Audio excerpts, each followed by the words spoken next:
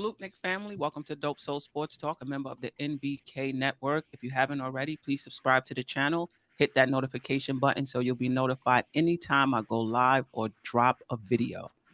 We got a good one today, ladies and gentlemen. We are talking all things RJ Barrett. Is he a high-end role player? Is he a budding star? Should he bet on himself and go to restricted free agency? Does he really need to be a star right now? We're going to talk about all of that. I'm going to try to get my 2 cents in right here before we're joined by the panelists.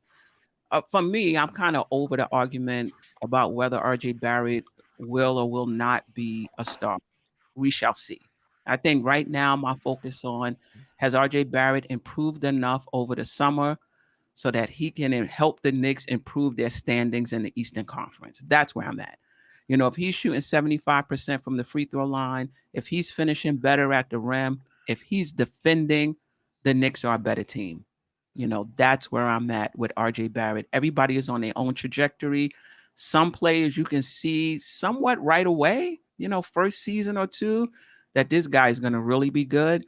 And then there are other players that peak a little late, third, fourth, fifth year before you're really able to see it. It's different for everybody. So with RJ Barrett, we shall see. I have a little bit of concern in terms of his ceiling, but again, we shall see.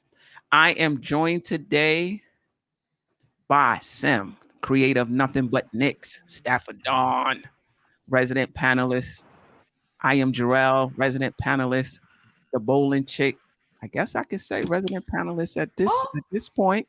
Um, yeah, and we're here to talk all things RJ Barrett. How's everyone doing today? Good. Bless, can't complain, man. What's up? Happy to be here. Hope everybody went Happy to to the be here. bathroom. You already know how we do. Yeah. Shout out to the chat. Yeah, shout out to the chat. And I Shout forgot out to the to chat. say to Sim, forever grateful. Without that opportunity on Nothing But Knicks, this doesn't happen. That bug doesn't happen. That desire to create a channel doesn't happen. So appreciate you. Appreciate you. Let's start with the first question. And before we even get into the meat of it, there seems to be a split, in my opinion, amongst the fan base when it comes to RJ Barrett. He seems to be a polarizing player.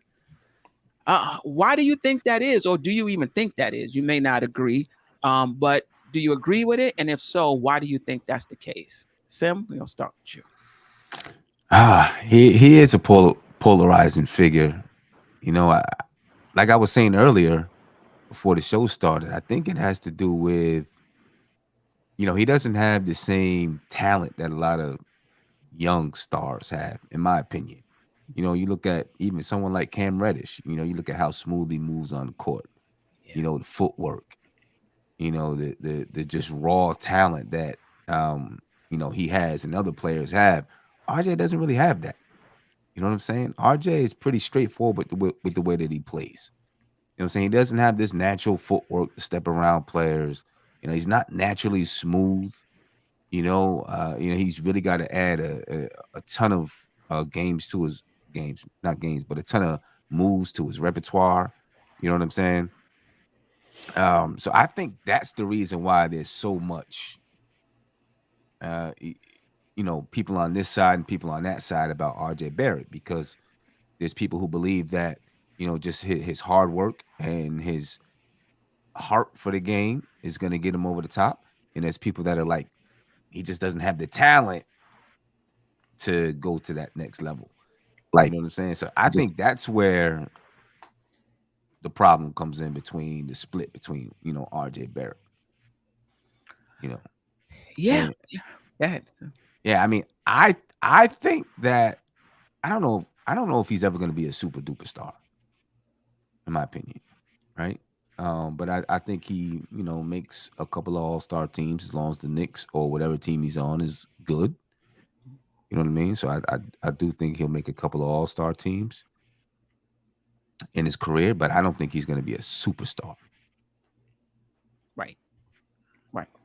What about a star? A little bit. Can we get a little bit out of him? Yeah. I mean, I don't know. I guess if you make a couple all-star teams, does that make you a star? In New York, yeah. Yeah, you make 3 all-star teams in your career or something like that. Does that make you a star? I hope so. Donovan Mitchell 3 times. Yeah, but he made Yeah, it that's through 3 the first times from 2 years, though. yeah, from the beginning of Hey his man, I'm career. trying, Steph. I'm trying. Stafford, why do you think RJ is a polarizing player amongst the fan base? Some really love him, thinks he's going to be a superstar. State, shout out to State, he wouldn't trade God for RJ Barrett. Yep. Is some, I don't think it's at the point where people are like trade him, but they just don't think he'll be a star. So let me start off by saying this. You got to look at he was playing alongside Zion in college. He was coached by one of the best college coaches in Mike Krzyzewski. I might say, I think I said his name right. And then also, he also went to a prestigious school, which is Duke. And but with all the attention on Duke and Zion and him, brought that kind of fame to his name that makes him polarizing. So to add to it also too, New York been searching for a star, right? And here comes RJ Barrett at number 3 for the Knicks. So that puts even bigger expectations on him for the New York fans, for him to elevate the team to a certain standard. Now, when you have John Morant and Zion going 1-2 and showing you certain skills, as what Podfather was saying earlier, he doesn't have really that flashy type athleticism that you will want, but he shows it on his heart and he shows that he loves the game on top of it. So I feel like just being drafted number 3 overall and where his resume comes from since in high school till now, I think that's why you see people expect him to reach to a certain level to bring New York to at least a perennial contender, or just being in the playoffs every year. And I do see him as a star. Is just probably in his 4th season now. I will probably have to see a little more for me to put that more emphasis on it. But I think he could potentially be a star. Okay, all right. The bowling chick should. You want to go last? You all want to I'm about to say I can go real quick if you want. All right, go ahead, Jarrell. I'll finish up. Okay, I'm gonna do it real quick because I know she got bars to get off. I didn't say all that. I didn't say all that. Don't put all this pressure on me. I'm not RJ Barrett. Go ahead. All right. Yeah, RJ is definitely polarizing. He's the 3rd overall pick, and just like Sim and Staf said, like he's not Zion, he's not John Morant, he's not Cam. At this point, he's not even what's the kid from Cleveland? Garland. Garland, yeah. He just made the All-Star team. A lot of people think RJ isn't, up to his level yet either. So yeah, he's definitely polarizing. Yeah, just like what everybody said, like he's either going to be a Hall of Famer or he's a bum. There's no in between. So, how this fan base is already. So, and it was only just a natural progression like that with RJ. Like you knew that was coming, and I'm pretty sure he knew that was coming too. Him and his team knows how polarizing he is to the city. It just comes with the territory. Okay. I'm good. The bowling chick. I really feel this pressure. Let me start by just saying, yes, he's a polarizing figure. Out. I know, right? You called him your baby like 8 times on this show. First of all, it's not 8, it's 12, but that's okay, fine. my bad. No, that said, yes, RJ is a very polarizing player for this Knicks fan base because he was our first top 5 pick in how many years? I mean, most of our draft picks have been, and geez, like they're always like in the middle of the lottery. So I think that already put a bunch of pressure on the kid. Him playing with Zion, to what Staffa said earlier, that put pressure on him because we knew, like, okay, we don't have Zion on the team. We wanted Zion. Here's our consolation prize. And this guy is not the flashy player that Zion is. And you got people like Stephen A shouting about how the Knicks should have gotten Ja Morant, or how we were supposed to get him even though we had the worst record in basketball. We didn't tank enough. That said, so that's what the expectations come from, and just that he's not flashy enough. However, I do think he's a budding superstar. We saw at the from January of last year on to the rest of the season, we saw improvements in each category. We saw more of a bag. We saw him dribble with his right hand more often. We saw him get to the basket going right. Um, to me, it all comes down to just him showing it every single night. We just need to see it for a full season. He has the tools. No, he's not flashy, but he doesn't have to be. There's a bunch of NBA superstars that have happened that didn't have the most flashy game. Your Paul Pierces of the world. That would be one that wasn't extremely athletic and was able to get to his spots and make things happen. Right. That's just the first one that's coming to my mind right now. Tim Duncan. And then Tim Duncan. Yeah. All effort, work, I would say and Jimmy work Butler ethic. too. Jimmy Butler too, but I think Jimmy Butler might have even been a little bit more athletic than RJ. I might say that when he was younger. But that said, um, and we all know that basketball's the number one thing for this kid. There's been a lot of Knicks players in the past that we haven't really felt like it was number one for them. And so seeing that as the most important thing, seeing the pedigree, having a former professional basketball player as a father, that helps.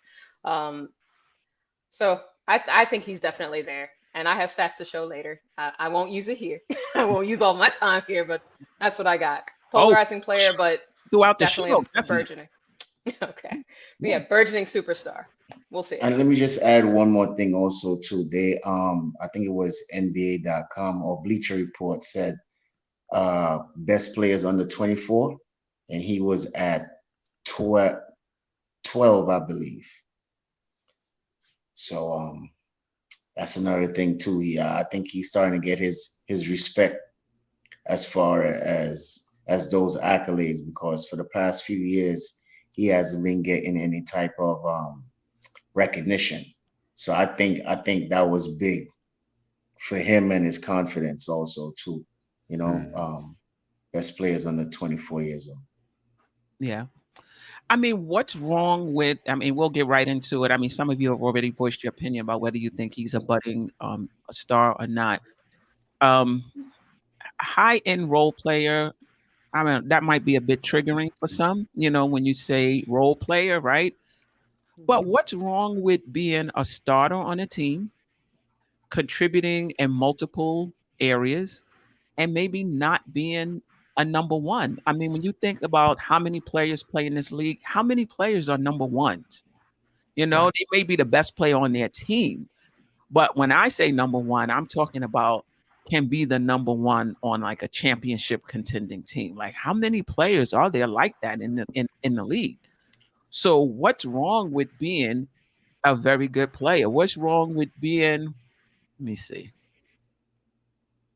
because only stars is coming to me right now. What's wrong with being Chris like Middleton? I want to say like a high end, like Scottie Pippen, Scottie Pippen type of dude. I like the Chris Middleton comparison. What's wrong with being a Chris Middleton? It's nothing. And I see people in the chat say, JJ said for a third overall pick, that's a bit disappointing. When you talk about the number, where a player goes in the draft, it all depends on the draft that you're in. Right. Yep. He could have been in another draft and been number 1. He could have been in another draft and been number 12. Right. Mm-hmm. You know what I'm saying? Right. It's not like the number 3 pick is the number 3 pick no matter what draft class it is. Right. He was just the third best player, in that particular draft. And some people would argue that, right? Had he went in this year's draft or last year's draft, he may not have been number. That is definitely true. Even the draft that he came out in, maybe a year before that, he probably would have been picked before Zion because he was a higher ranked prospect coming out of high school than Zion was. He was the number 1 overall pick, or overall player in the country, I should say. It wasn't Zion Williamson. Right. And somebody said, Middleton is not a role player. So let's change it up. I guess what I'm saying, what's wrong with not being a star? What's wrong with being a very important player on the team? I think what gives me pause with RJ Barrett is I'm not sure he's ever going to be a great shooter. I'm not like there was questions about his touch, coming out of college, and I'm not sure his touch has gotten that much better. And the free throw shooting gives me pause in terms of him being a good shooter as well. And I'm not saying he can't improve his free throw shooting. I'm sure he can, but it just gives me pause. Like when you're shooting like 60-something% for like 1, 2, 3 years, like, maybe you're just not going to be a great shooter. But I don't think you have to be a great shooter to be really, really effective in this league. So when I think of the path forward to RJ being a star, I don't think of Kevin Durant. Somebody, when you look at the efficiency,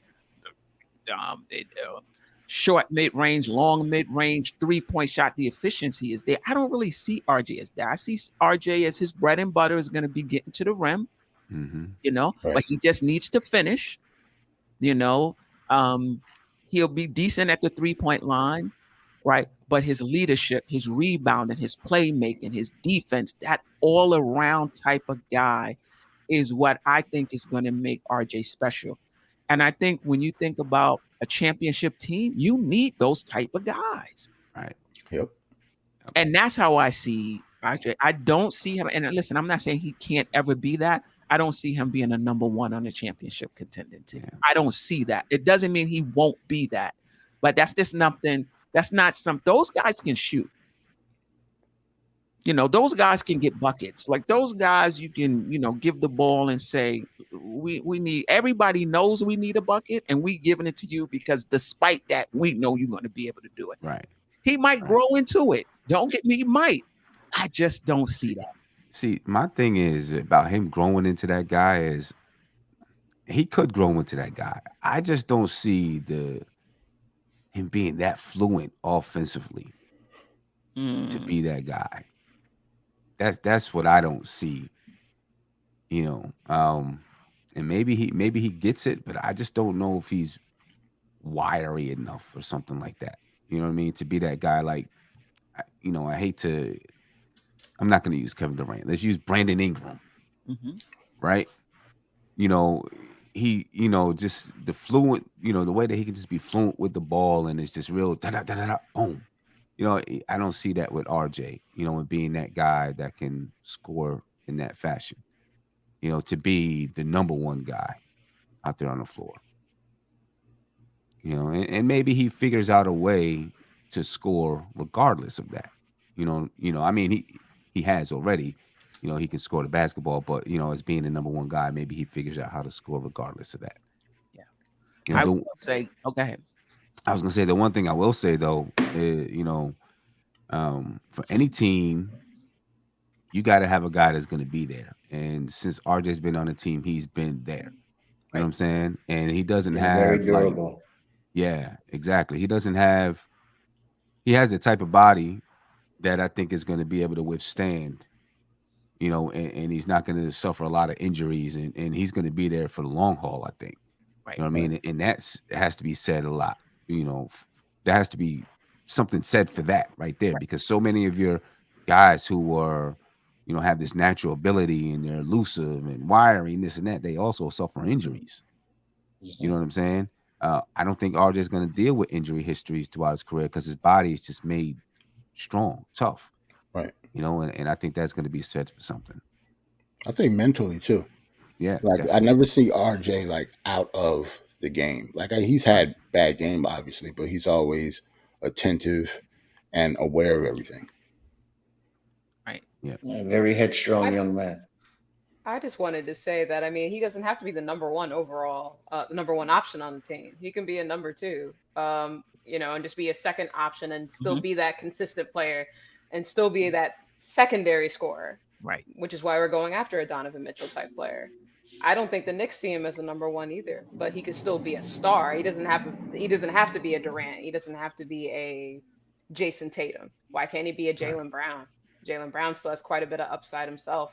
If he can just get his handle together, he's a better basketball player, right? I see RJ as Jaylen Brown with potential to be more than him. He is still very, very young, and I think we're forgetting that. He is. I want to say this too. This whole young thing, I think we have to stop it. We have to stop it. He's been in the league for 4 years now. Stop with the young thing.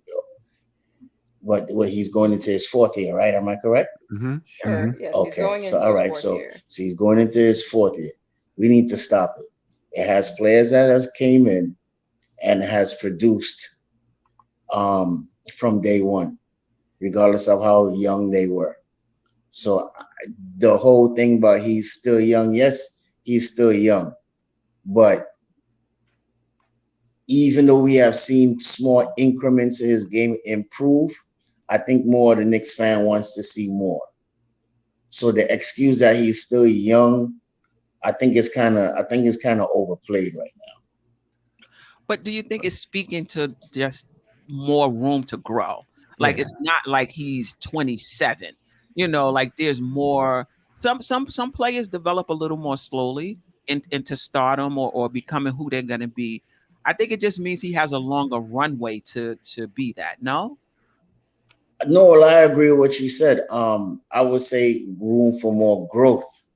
But when you keep on saying he's still young, I think we have passed that stage already. That's just in my opinion. You just don't I want think to we use it have you don't want to use it as an excuse. I right, understand that. right. Okay.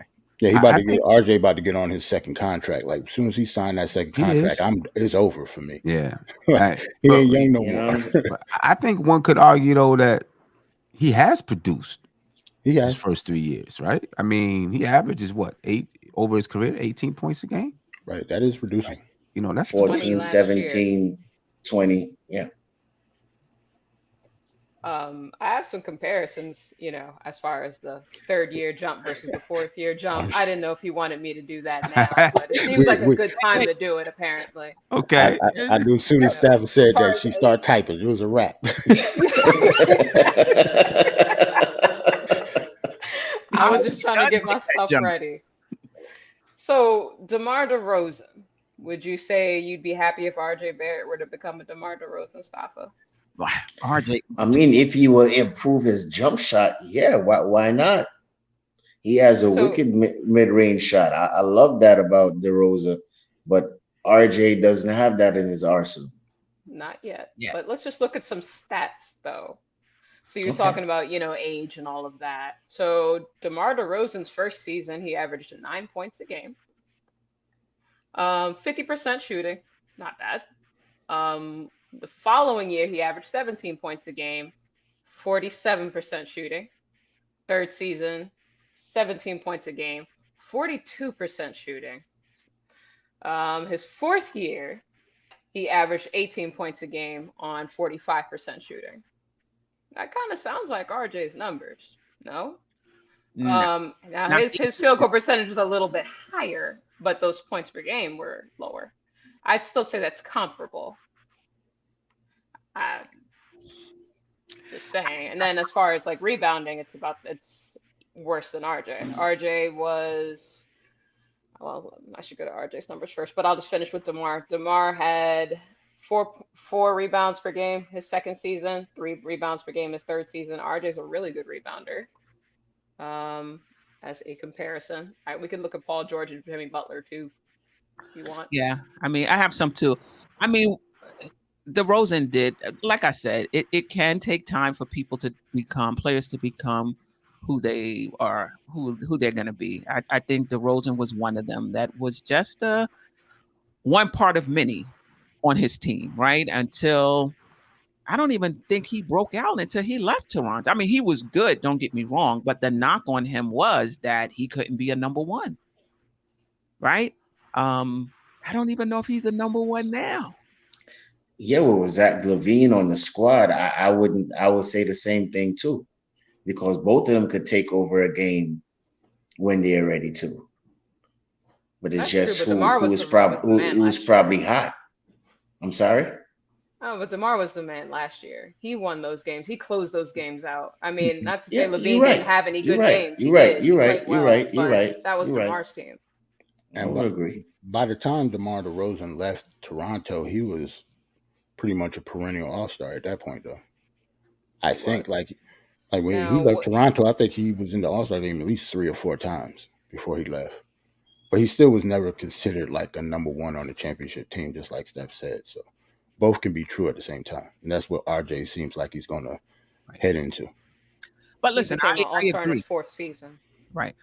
Listen, I'm not saying RJ is not going to be an all-star. I think he will. I think he will be. I think he's going to be, a very good player in this league. I just don't see his path forward as a shooter. We shall see. We shall see. Yeah, we shall see. Yeah, we shall see as far as that part is concerned. But let me ask a question: How points versus efficiency? Hmm. Is that a big deal for any of you? Is it just points? Doesn't really matter what the efficiency is. Is it efficient? Is it efficiency that you hold more important, even if the player is averaging um, less points, or just get me the bucket? It don't matter. I like I mean, efficiency. go ahead. You know what I mean? I like guys to be efficient. Um, when it comes to the fourth quarter, I mean, obviously you want efficiency, but then I want someone who, regardless if they've been efficient throughout the game or if they're efficient, I want someone who can get a bucket. Right? When I look at Melo, he wasn't always efficient, but when it came down to getting a bucket, he could Crunch get time. you a bucket. Right. You know what I'm saying? And that's what I really want. A guy in the fourth quarter that can just go ahead and get you a bucket, regardless of the efficiency throughout the game. Hmm. Yeah. And with RJ, as far as efficiency, I think in the fourth quarter he has that clutch gene in him. So I would say even though he will probably shoot 5 for 17, I still think in a position we could give him the ball and he could get us a basket. Probably not by a jump shot, Steph. You know what I'm saying? But at least he could go to the basket, either get fouled, you know what I'm saying, take it to the rack, a dunk, something like that. You Right. know, I would still have the confidence in him to get us a bucket. But as far as efficiency, it's for him right now, he do needs to improve. Um, that's just shows you how easy efficiency, I think, in my opinion, shows you how easy you could get a basket, Right. right? So, 12 out of 15 is very good, but when you go 5 for 17, and your free throws is probably 13 or 14, that's not very efficient. You good from the free throw line, yes, but you want you to improve that overall field goal skill, Yeah, that free efficiency throw skill. line is important though. I was listening to um Draymond Green talk about Melo, Hmm. I heard that too. and you probably seen it on Twitter and stuff too. And he was saying that there was a play where he was able to Draymond wasn't sure if he fouled him, but Melo yelled at the ref, and then the next play down he did the same exact thing, and the ref blew the whistle, got him to the line, and the fact that he was able to get to the line regardless of how he's shooting, made him just so hard to guard. Right. You know what I Right. mean? And it's the same thing. I think RJ can get to the line. There was a time last year where RJ and Julius Randle were both like top 10 at getting to the line. Hmm. Getting to the line like 8, 9 times a game.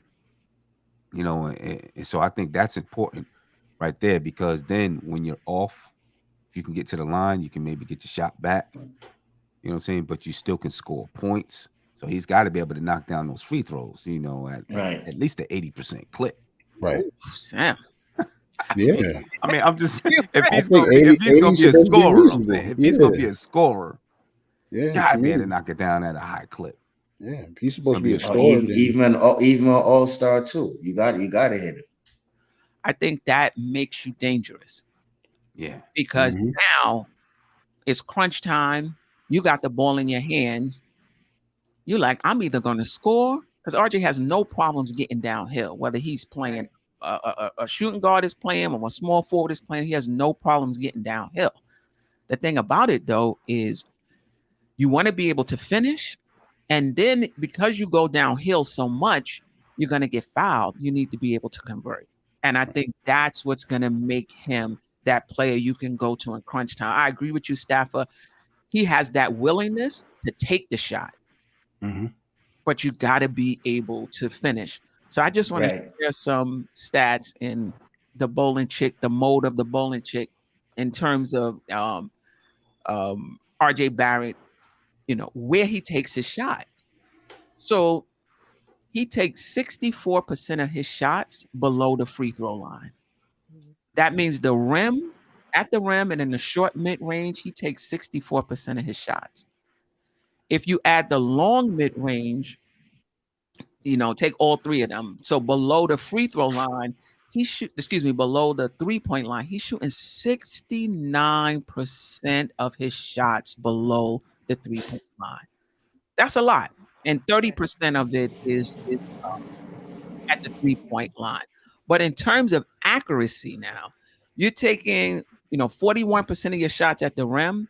He's shooting 55% at the rim. And, that's more than half. So for us, it's like, oh, that's good. But when you compare him to the rest of the players at his position, he's ranked 94 Mm. and he's in the 15th percentile, which means 85% of the players at his position shoot better at the rim than he does. hmm And that's the same thing for the short mid range. He's in the 21st percentile, which means 79% of the players shoot better. And the long mid range, he's at 32%. Yeah, that's the point I'm trying to make. So I'm trying to see Yeah. what's the path forward. At the all mid range shots, he's in the 17th percentile, which means 83% of the players at his position shoots better in all mid range. So my thing is, if you're taking 64% of your shots below the free throw line, you can't be in the 20th percentile. Right? That's your bread and butter. That's where you're taking most of your shots.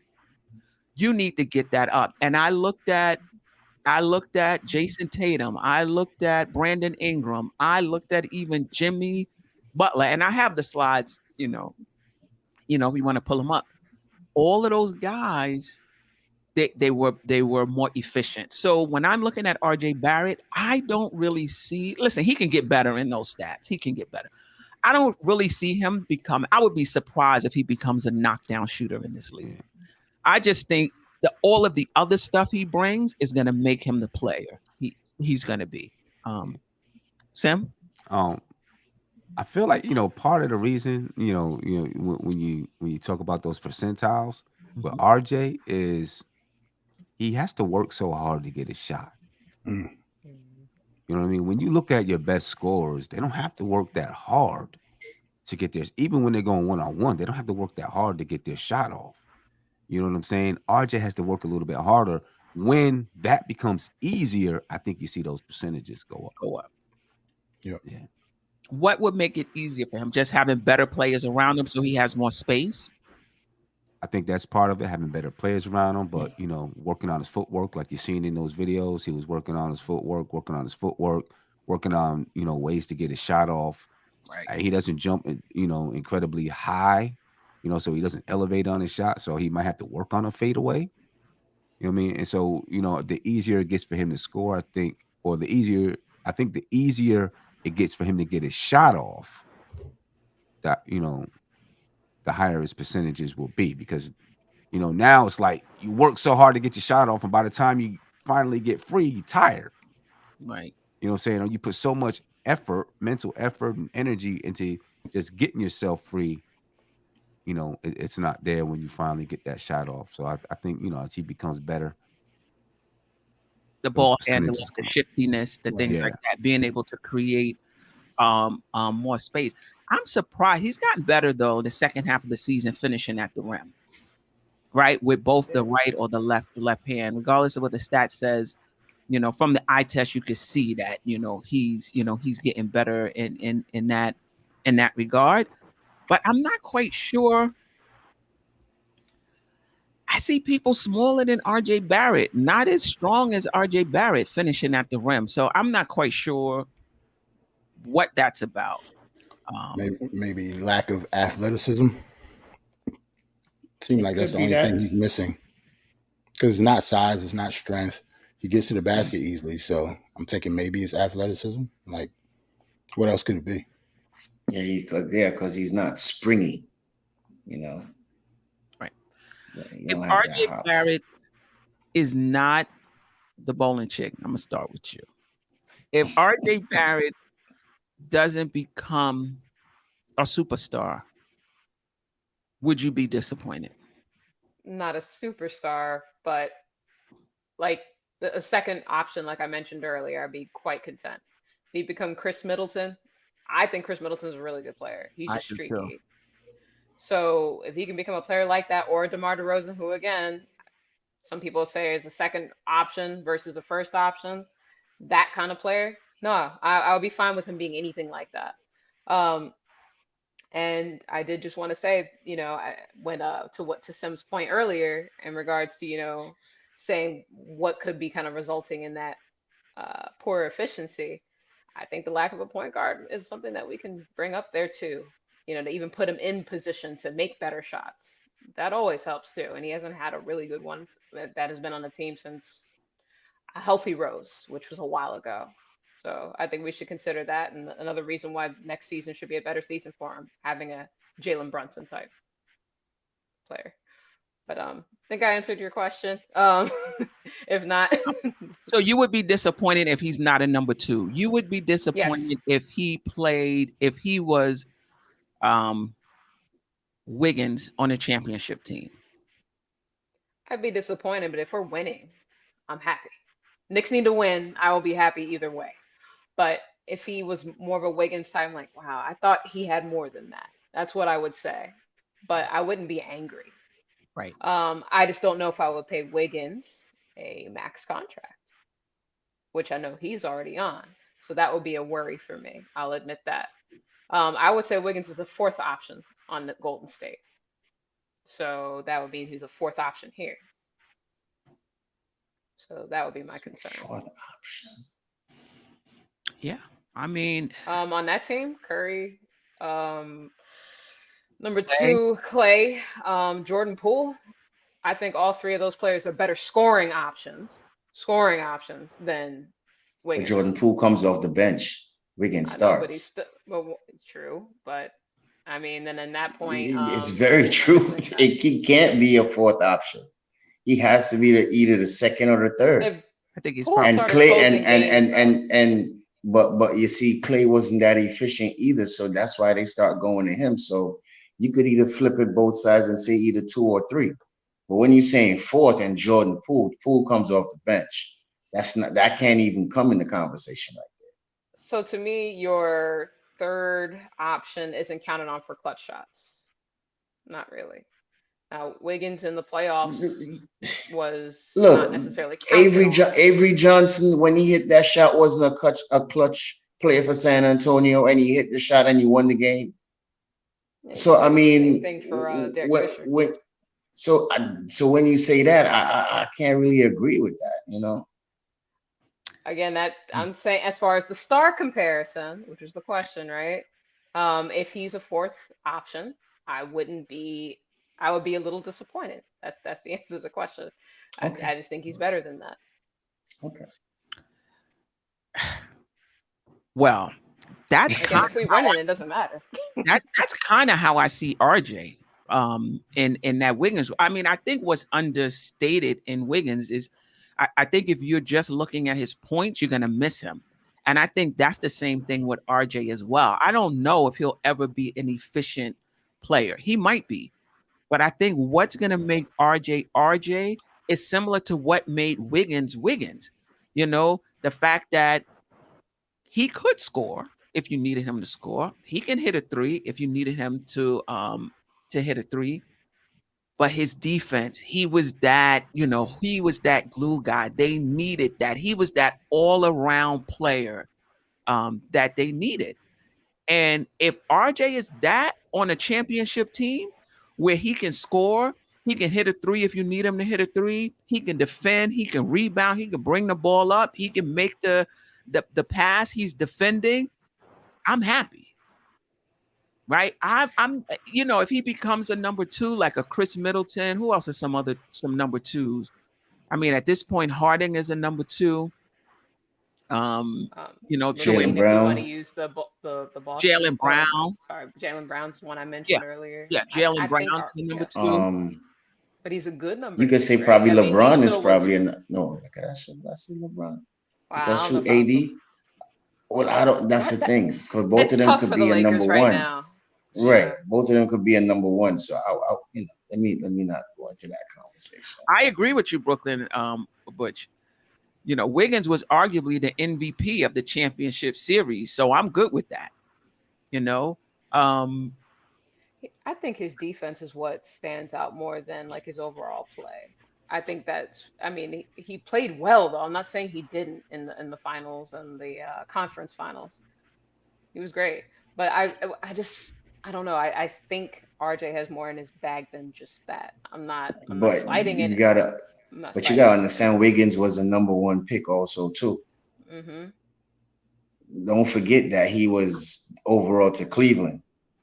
Right. So you gotta put all those seasons. Yeah, but he went to Minnesota. LeBron didn't want a young kid, so he had to trade him for Kevin Love, an experienced player that's been in the league for a long time to win the championship. So you can't say that. He was alongside Karl Anthony Towns, and they did their thing in Minnesota. So you still got to give him his credit, and he was a number two, even though Towns was number one. Right, and don't sleep on Wiggins scoring either. I mean, he averaged 17.2 points last season. 4.5 rebounds, 2.2 assists, 1 steal a game. Shot 39% from three, 46.6% from the field. The year before that, 18.6. The year before that, 19.4. The year before that, 22.4. So he's a two-way player. He's a two-way player, right? He's somebody that can put points on the board as far as scoring, can also hit the three, and can defend the best perimeter player on the other team. I mean, I feel like he's finally found his role. And that's what I'm saying about RJ. Like a lot of times, because you're drafted number 1, 2, or 3, people expect you to be a number one option. Maybe that's not who you are. You know what I mean? You was the number one pick because you were the best player in that particular draft. Right. You were the number 3 pick because you were the projected 3rd best player in that particular draft. Right? Wiggins is place in the league. I mean, at this point, it took him some time to do it. Yep. I think Wiggins walked into a very, very advantageous situation in the last few years. I mean, I think if RJ plays on that team, he might do something comparable. That's just my opinion, though. Not defensively. I think you're just a homer. Not defensively, yes. Offensively. Yeah, you just called me a homer? That's fine. I think you're just a homer. Okay. Sorry, but I like the Building Blocks told me to chill. Think about trading for Wiggins. I know, right? Y'all be disappointed. I don't think so. I don't think so either. No, because the Knicks fans will be disappointed when he has a bad game. If he has that $46 million contract, yes, they will. Well, everybody's going to have a bad game. But look at for his career, not just the good position, the good role, like you said, he found himself in Golden State. For his career, he's a 20 point, he's a 19-point scorer for his career. I think we're sleeping on Wiggins. And as a matter of fact, I was sleeping on Wiggins too until I Yeah. I'm gonna go look at his stats right now. Wiggins was a little overrated just because he played in Minnesota. Like he was never a bad player. Like he was the number 1 pick of the draft, and he wasn't like a superstar. So, and plus he played in Minnesota, so people would call him quote unquote like a bust or something, but he wasn't. He's always been a good player. And the thing about it, he wasn't a good 3-point shooter until he got to Golden State. Like that first year in Golden State, he shot 34%, then 38%, then last year 39%. Yeah, he was open. That's what I meant by the situation. He was open. Like before, he had to get his own shot and stuff. Threes. Right. He had to get his own shot in Minnesota. He doesn't have to do that at all and go to State. But that's because you got Steph playmaking and going down the lane and passing the ball out, as easy 3-point shot. And just because you are the 3rd or 4th option on the team when it comes to offense, that doesn't mean you can't be the 2nd best player. Yeah, that's fair. Yeah, because the 2nd best player doesn't have to be the offensive player. No, the 2nd best player on that team is probably Draymond Green. Yeah, I gotta mention Chris Bosh too. The 2 stars was LeBron. The 2 stars was LeBron and Wade, 1 and 2 option, and then Bosh came in as a 3rd.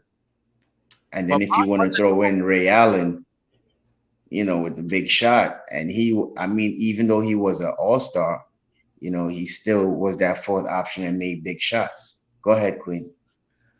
But Bosh was a number 1 in Toronto. Now, yes, no doubt. Whether he could have been a number 1 on a championship team, it remains to be seen. But Bosh gave up a lot. He sacrificed a lot to fit with those guys. Yep. If you saw him play prior to going to Miami, his game, I wouldn't say it was dumbed down, but he was asked to do less than what he was able to do.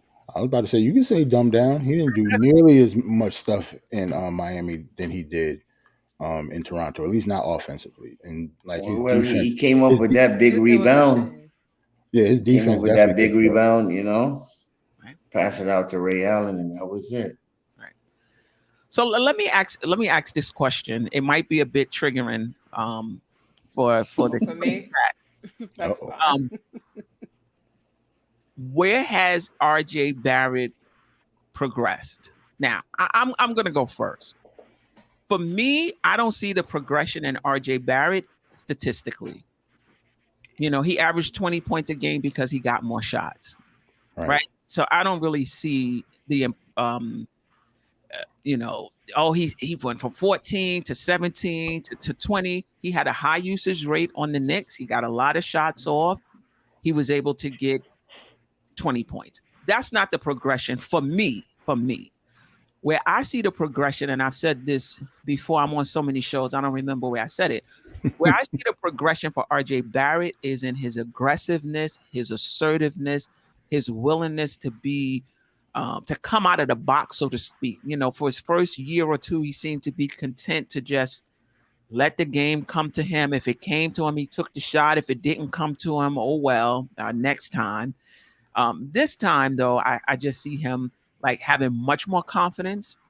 When he gets the ball, he's not just going to take the shot or pass it. He's going to put it on the floor. He just seems to be much more involved and assertive. That's where I see the change in RJ Barrett, not necessarily statistically. I'm still waiting for some increases in stats. And this is going to be very interesting, because I would think his usage rate, whether we get Donovan Mitchell or not, is going to decrease.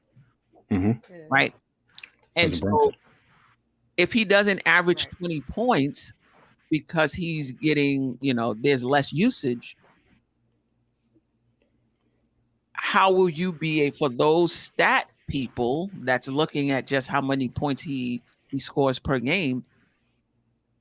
How are you going to judge whether or not he's improved or not with less usage? So that's like 50 questions in one. I mean, the question is very simple, Queen.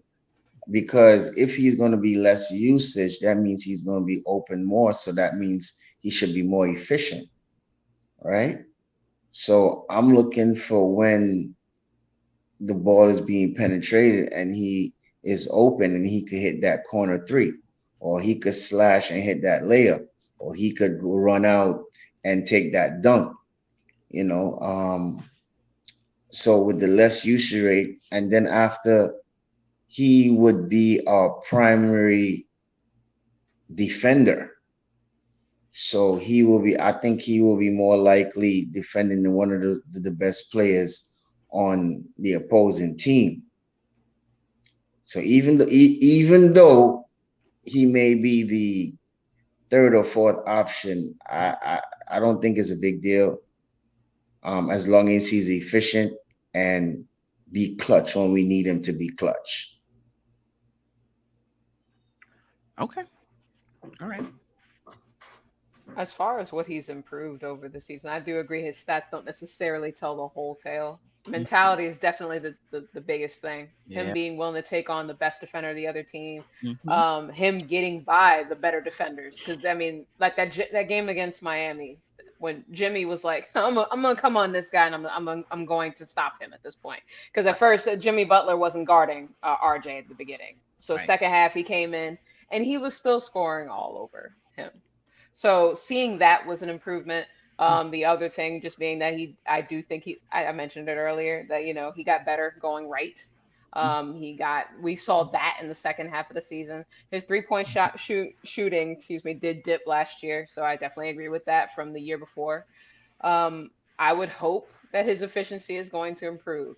I think it should, with Brunson coming on as well.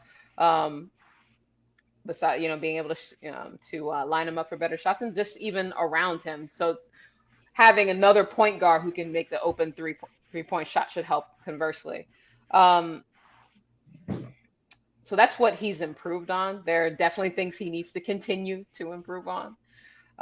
Like we discussed earlier, as far as like that mid-range J, and to keep working on his footwork around the basket, become a better finisher in the paint. What were your other questions? Free throws. I answered I two mean, of them. Oh yeah, and free throws. Yeah. yeah. Just how will we know he's in? And for those that are into, his counting Stats. stats, how will you know he's gotten better with less usage? He may not score. He might score 20, especially if he's more efficient. Less shots, you could still get 20 if you're more efficient. Right. But with less usage, especially if we get Donovan Mitchell. But you know what? I think there's some fans who say that his usage won't go down. I think there's some fans who believe that with Donovan Mitchell, it'll be Donovan Mitchell and RJ, and Randall and Brunson will fall in behind those two. Yeah, I don't see Jalen Brunson falling in behind anybody. He doesn't have that mentality. I don't see that happening at all. Facts. I agree. Well, he has the ball, so Yeah, that's what I'm saying. Like he ain't gonna just give the ball up and just sit in the corner somewhere. At least he definitely wouldn't want to play that way. That'd be miserable for him. Right, and he shouldn't have to. Right. But yeah, he may not average 20 points, but I expect the rest of his stats to increase aside from that. I would like him. I mean, he already is a great rebounder. he's a great. Then his playmaking was pretty solid last year too. Playmaking He was got that solid as up. well. So if he can, when he is able to handle the ball this coming season, I will hope to see that continue and increase. And His free definitely, throws. like y'all mentioned, his free throws. I was getting back to it, but yes, That's the he number definitely one needs for to me. work. Yeah. Last year, it Me fell too. off. So I mean, if he could bring it back to at least what it was his second season, which I believe was 75%, but I got a computer that's older than me here, Right. so I might not be able to tell you what it was. I think it was like 70. He finished at like 70% last year, It was too 71. low. Just say it was too low. It wasn't good enough. But That's that was also the no fan season that everybody gives Randall such a hard time. right. Oh, Everybody shot well. right. Except for So, Elfrid Payton, he did not shoot well. yeah. Yeah, I was gonna say. I guess for me, I guess the progression is just like the intangible stuff that you guys said. It's not nothing skill wise really, except for the Bone chick did make a good point about him going to his right. Like when he first came into the league, RJ wasn't bad at it, but he definitely wasn't as good as he is now. Like that definitely has changed his game a little bit, and I think that's why he actually it's easier for him to get to the basket now too. So Right. now for me, I think the progression is making those free throws. I don't know.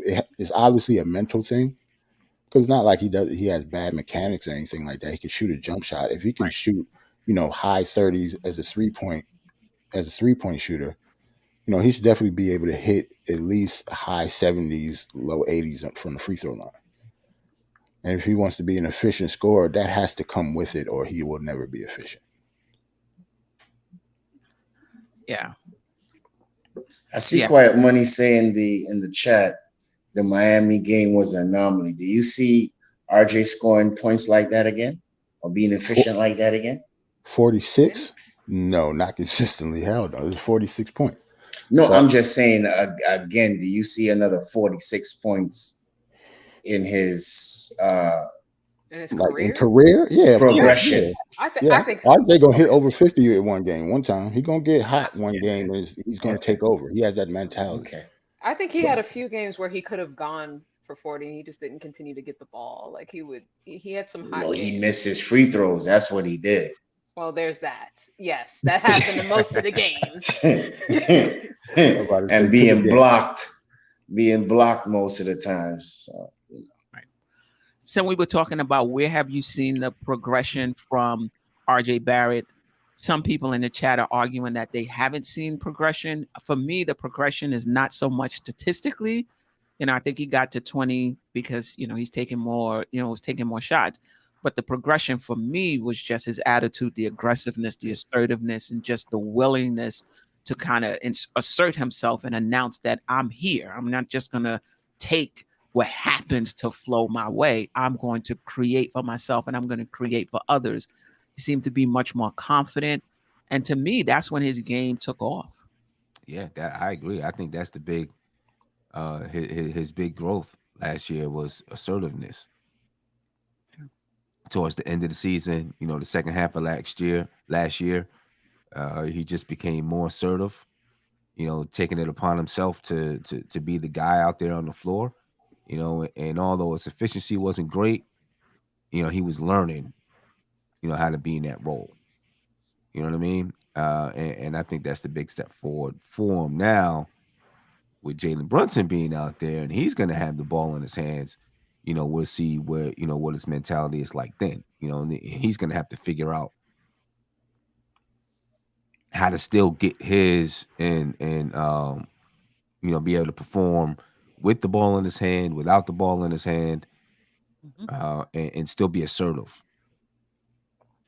You know what I mean? With Jalen Brunson out there. So, that's going to be a task for him. But I think, when you look at it, between those three guys, I don't see who else unless Donovan Mitchell ends up on the team and it's those four guys out there. Then, that's a totally different role for RJ.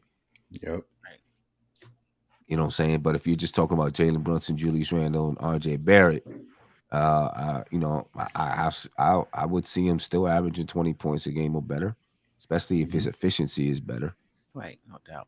Because I think he's still going to touch the ball just as much. Because even when you didn't have a guy like Jalen Brunson out there, you still had an Alec Burks or an IQ or somebody who would step up and be the third scorer, right? Well, RJ still got his, Randall still got his, and then someone else would step up and be a third scorer in that group. You know what I mean? Especially on nights when they played well and they scored well, there would be a third scorer within that group, and those guys were still getting there. So it's possible for it to happen. It should be enough shots to go around. Especially if they play a little faster. They play a little bit faster, right? Should be good shots to go around. The thing is, how do they get those shots? Are they getting it where it's just like your turn, my turn? Or are they getting those shots because they're playing together, they're moving the ball together, they're playing off for one another? Right. And I think that's going to be the big question. Yeah, there was a lot of that last season. Someone said in the chat that RJ got to 20 from ball hogging. I didn't really notice that down the stretch. I do think he was I know he wanted to score 20 for the season, but I didn't get the sense that he was chucking though. There was only one game I thought that it looked like that, but I don't think it was. He was trying to.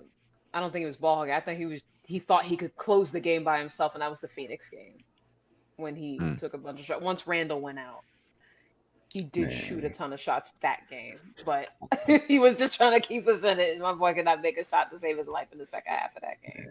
I think we didn't have a point guard, and Julius Randle was all over the place. He lost his mind. Yeah, I'm not saying RJ was chucking. Like RJ had to do what he had to do and try to win the game. Yeah. Sometimes it looked like he was the only player on the court that wanted to win the game. Right. That's true too. Right. That's the infamous game where he slapped the laptop. Randall? No, that's was it him and Cam Oh, Johnson was it got into Cam it, Johnson? Right. Okay. And then the ref was right there, and it didn't end well. Right. Just 2 comments for the chat. I want to get your opinion on. It's no for me, but I'm interested in what you guys. Quiet Money, appreciate you. How would the chat? Oh, he said the chat. I read panel. Well, anyway, feel if they ended up putting RJ in a trade for Mitchell and we got to keep Grimes and IQ, I would prefer RJ. I prefer RJ. Yeah, I prefer RJ.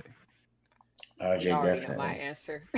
Yeah, I just, and it's not even that he's gonna be a star. It's just that all around player. Right. That's ever gonna be a championship team, you're gonna need a player like RJ.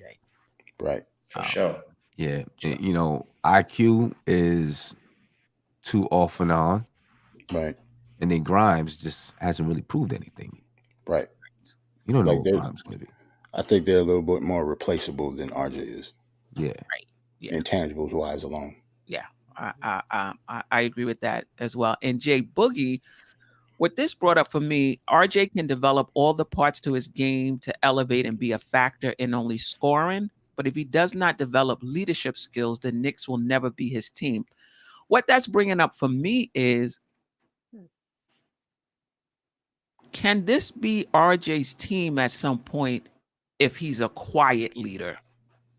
Or do you think he would need to be more vocal to be the outright leader of the team? I don't know. I don't know if I consider him I consider him a leader. I don't consider him a quiet one though. I don't know. Yeah.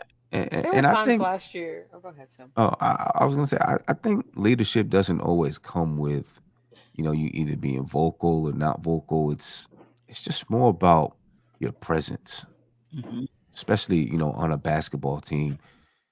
Players know, you know, someone could be named the captain, but everybody knows who the real leader is on the team, right?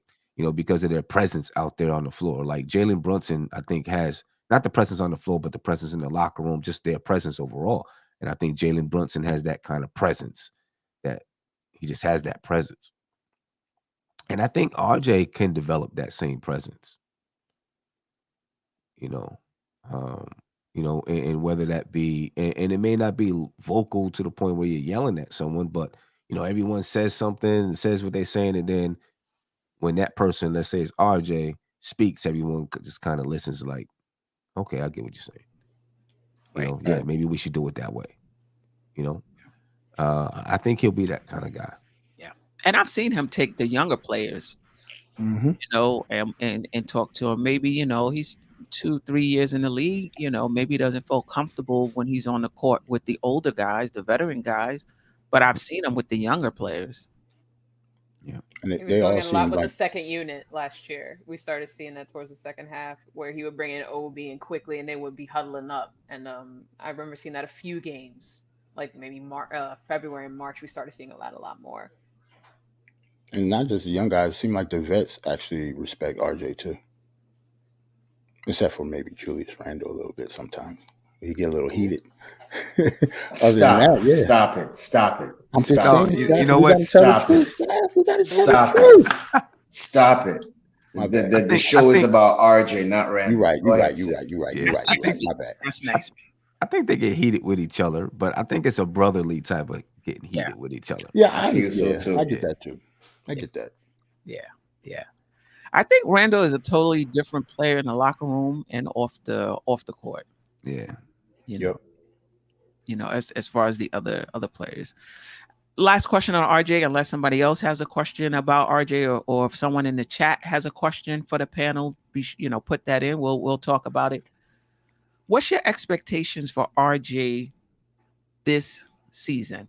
I know there are some fans who see him, as we were talking, him as the number two next to um, Donovan Mitchell if he comes in, or next to Brunson.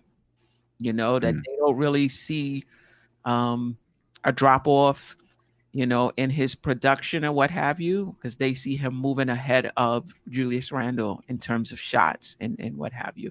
But what's your expectation for RJ this season? Man. Um, well, I'd like him to become more efficient. So I do expect that he's going to become more efficient. Right? I expect that he's going to find new ways to score, and expand his game. So I think he's going to be more efficient. Um, I expect him to shoot the three at about the same clip. I think he shoot like 36% or something like that for his career. So I expect him to continue to shoot about there. And I'm hoping that his free throws at least jump up a clip. And if that happens, I could see him averaging 21 points a game, 22 points a game. If he can become a little bit more efficient, knock down his free throws. He's already a good rebounder. Um, and then I'd like to see him do a little bit more distributing, and maybe pick his assists up, 1 or 2 assists per game. So do a little bit more playmaking. Will he be, you know, eh, I still don't think he has the same ability as Julius Randle right now to demand his presence on the floor. I'm not talking about in the locker room as a leader and those type of things. I just mean to demand his presence on the floor, the speed, the strength, the ability to just, knock someone out the way and get to the basket. And I do feel like with having a guy like Jalen Brunson that could take some of the pressure off of Julius Randle, you you might see a really good Julius Randle this year as far as scoring the basketball. So I'm not sure that he takes over as the second leading scorer on the team or whatever. Jalen Brunson may not even be the first leading scorer on the team. To be honest with you, you know what I mean. So it could be Julius Randle or RJ Barrett, but it doesn't mean that Jalen Brunson's not the leader out there. So it's I think that's going to be a question all throughout training camp. October 4th, when that preseason game comes, people are going to be queued in, waiting to see what's it look like. You muted, Steph. You muted, Steph. That's your answer, at least from Sim. For Jonathan Green, can RJ Barrett be the leading scorer of the Knicks this season? It's possible. I mean, it's possible if he's efficient, and Donovan Mitchell is not here. He's gonna get the touches. It's possible. And I agree. Chris Paul is the leader of Phoenix, but he's not the leading scorer. So I could definitely see Brunson, being the leader of the team, but not the leading scorer. Staf, are your expectations of RJ Barrett this season? No, we're talking with or without Donovan. You can do it both ways because it does change. Okay, so without Donovan, definitely I see his scoring going up. I would want to see what I would want to see. I would want to see a jump shot. With his whole footwork thing. I think that's a good idea. Sim, if he could develop a fadeaway, that would be great.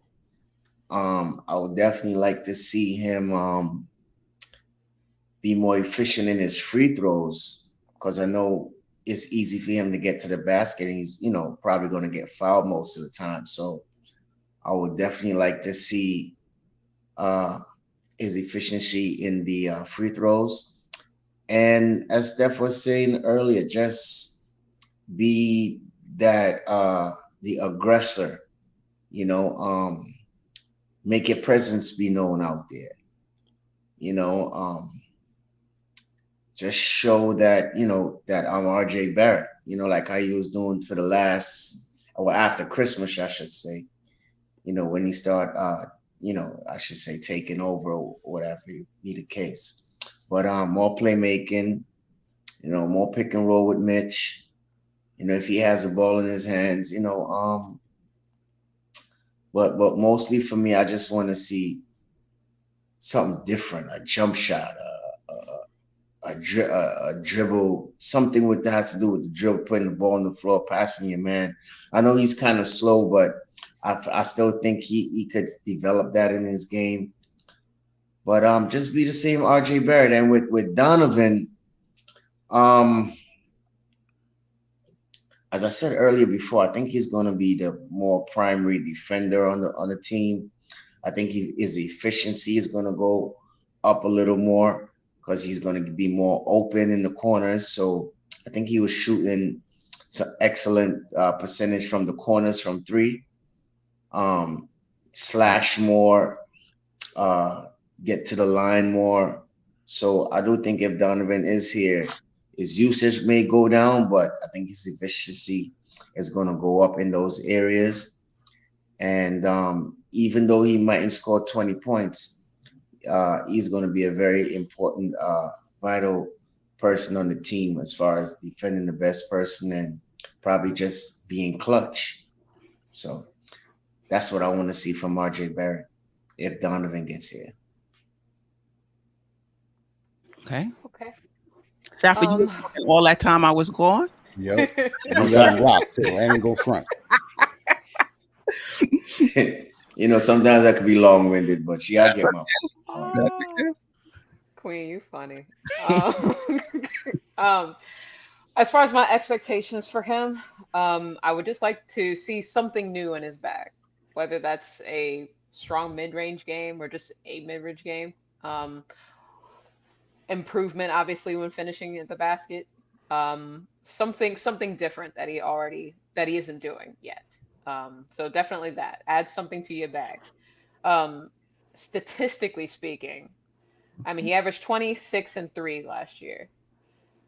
I would like to see, especially if we don't have Donovan on the team yet, I would like to see him get those points up a bit. It's just a matter of making those free throws. I think he could average 22, 23 points. I know I said 26 points a few shows ago. I've calmed down. See, I forgot that Jalen was going to get shot. So don't worry about it. Don't worry about it. Now, so 22, 23. From free throw last year, he was 71%. I think he can get that to 76, 77. I won't say 80. I'll try and be reasonable here and kind of go in the middle there. I think he can do that. Obviously, we all have already said it. His field goal percentage is not that great. It's 41%. He can do better than that. I would like to see him go back to what he was the year before at 44%. Continue to work on those 3-point shots. I would like his pull-up 3-point game to get better. A spot up 3-point shooting to definitely improve. I mean, he finished last year at 34%. I think he can get that to 36 and 37%. Especially if we get Spider. If we get Spider, I expect all those percentages to go up. I don't necessarily expect his points to go up because I'm not silly here. He'll probably average something along 17, maybe 17 points per game if Spider's around here. I would like him to continue to grow his incremental game as well. I already see him as a playmaker. I mean, he may not average more threes. He may not average more assists just because I don't think he'll have the ball as much. So it'll be hard to really assist more, just based off the fact that there'll be Brunson, or even if Spider and Brunson are on the team. I mean, that's going to be less possessions for him to really do more than 3. So I would say at least maintain that.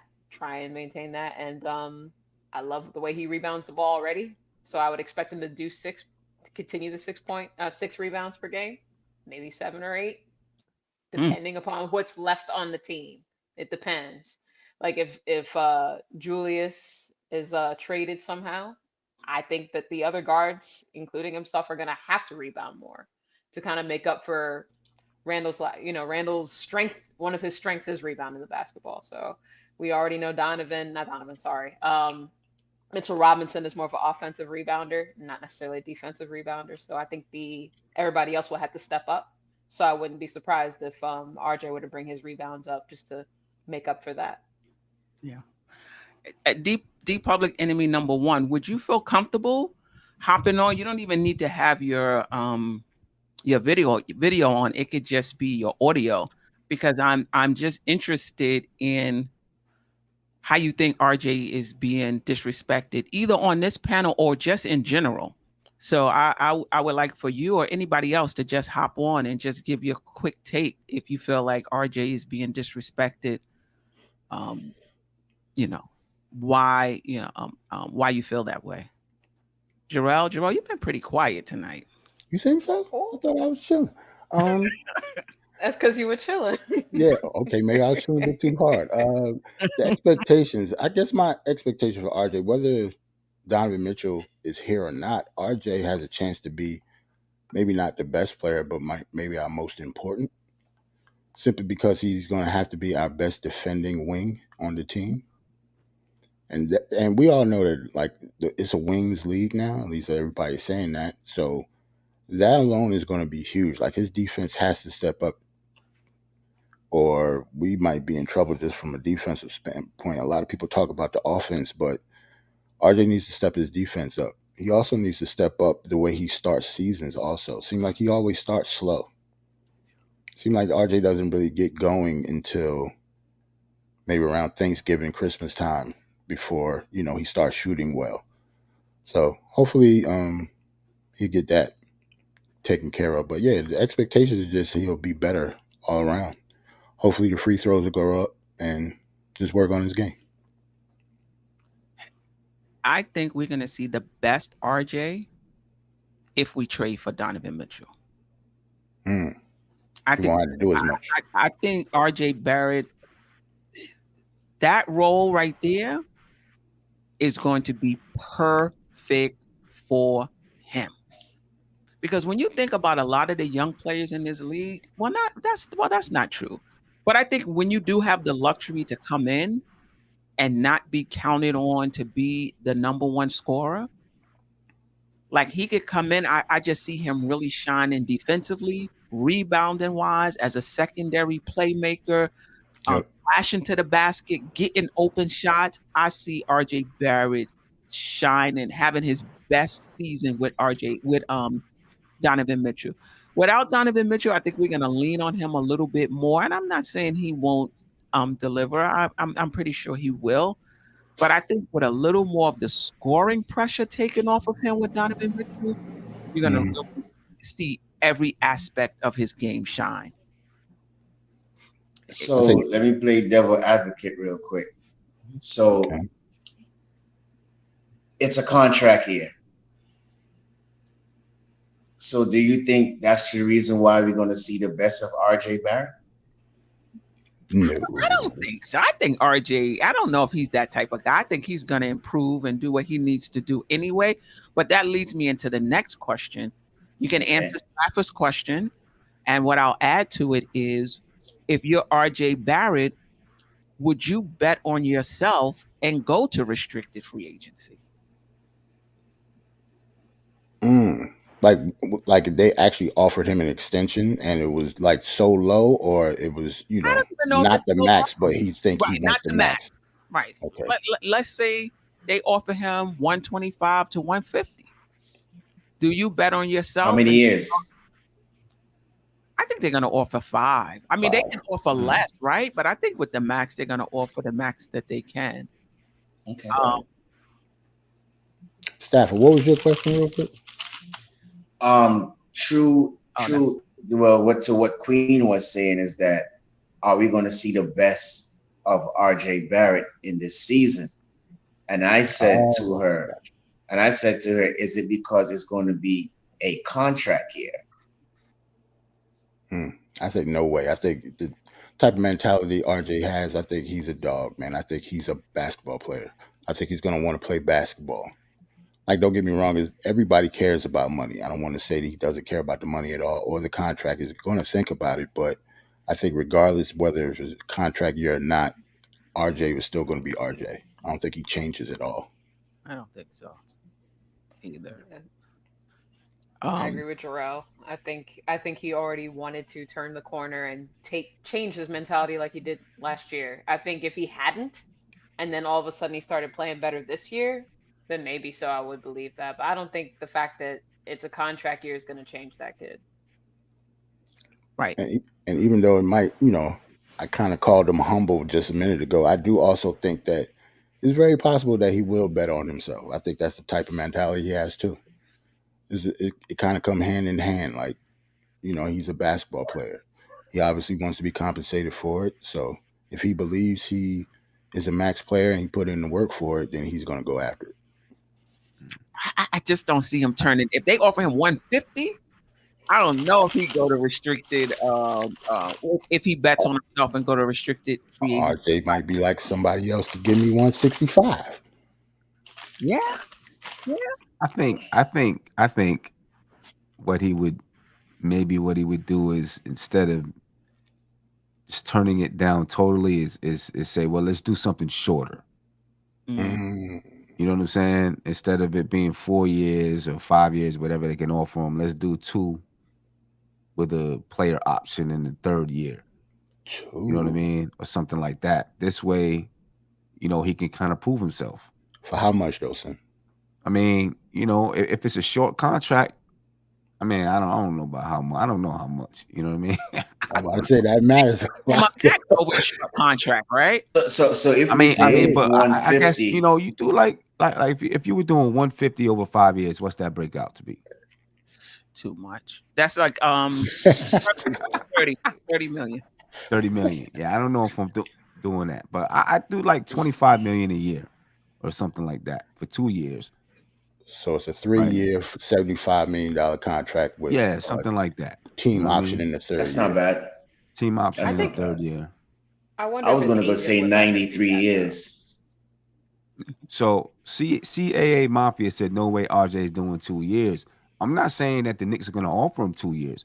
What I'm saying is, instead of him betting on himself totally, he might Mhm. say, I'll do 2 years and then take the opt out in year 3 Right. because I'm outplaying my contract, instead of saying I'm just going to go to restricted free agency Right. and see what I get in restricted free agency. That's what I'm saying. Because after that 2 years, he will be unrestricted then, right? Because after that 2 years, he would be unrestricted, right? Right. He'll be And then unrestricted. right, and then he'd be able to get, a max contract again. Right. When if he opted out of the contract, then he'd be able to get a huge contract or something like that. So I don't think he would totally just say I'm gonna go to restricted free agency, and then it also depends on what the team looks like too, I guess. Oh, whether he wants to be here? Well, no, I mean, like, if you got Donovan Mitchell, he might think one way. If you don't have Donovan Mitchell, he might think another way. Right. Because they got to make this decision by October. Right. Right. You know what I'm saying? So if Donovan Mitchell's on the team, either like Steph said, he feels like I'm gonna be a much better player. I'm gonna bet on myself, or maybe he feels like I'm not gonna get as much touches, so I'm gonna go ahead and accept this contract. Or if Donovan Mitchell's not there, he might feel like I'm gonna get a lot of touches. Jalen Brunson is gonna help my game. I'm gonna bet on myself. Or he could go the opposite and feel like, I don't know, we don't got enough spacing, this and that. I might not look that good. Let me go ahead and accept this contract. So I think there's a lot, that goes into it for him as well as the team. Do you think Donovan coming and him getting less usage impacts? Like, say they don't sign him before the season, and he goes into the season, and he, less usage because Donovan is here. Do you think he would be offered less? Like, say they offered him 125, he said, "No, I'm going to restricted free agency." Do you think he would be able to prove his worth with less usage? I mean, it's kind of similar to the question, what we talked about earlier. You're gambling that, you're going to get the usage that, that you're going to be able to put up points. I mean, what I will say to my own question is with advanced stats, they should be able to see his impact regardless of the points, the points he scores. Yeah. If they just looking at points, then they're not doing their job then. So he can definitely, even if he doesn't have the efficiency, I mean not the efficiency, the usage, he definitely can earn that money. Yeah, I think he can. It's gonna have to be efficient. But ain't there like a specific stat where like is a win share? Like if you're on the court, you still win.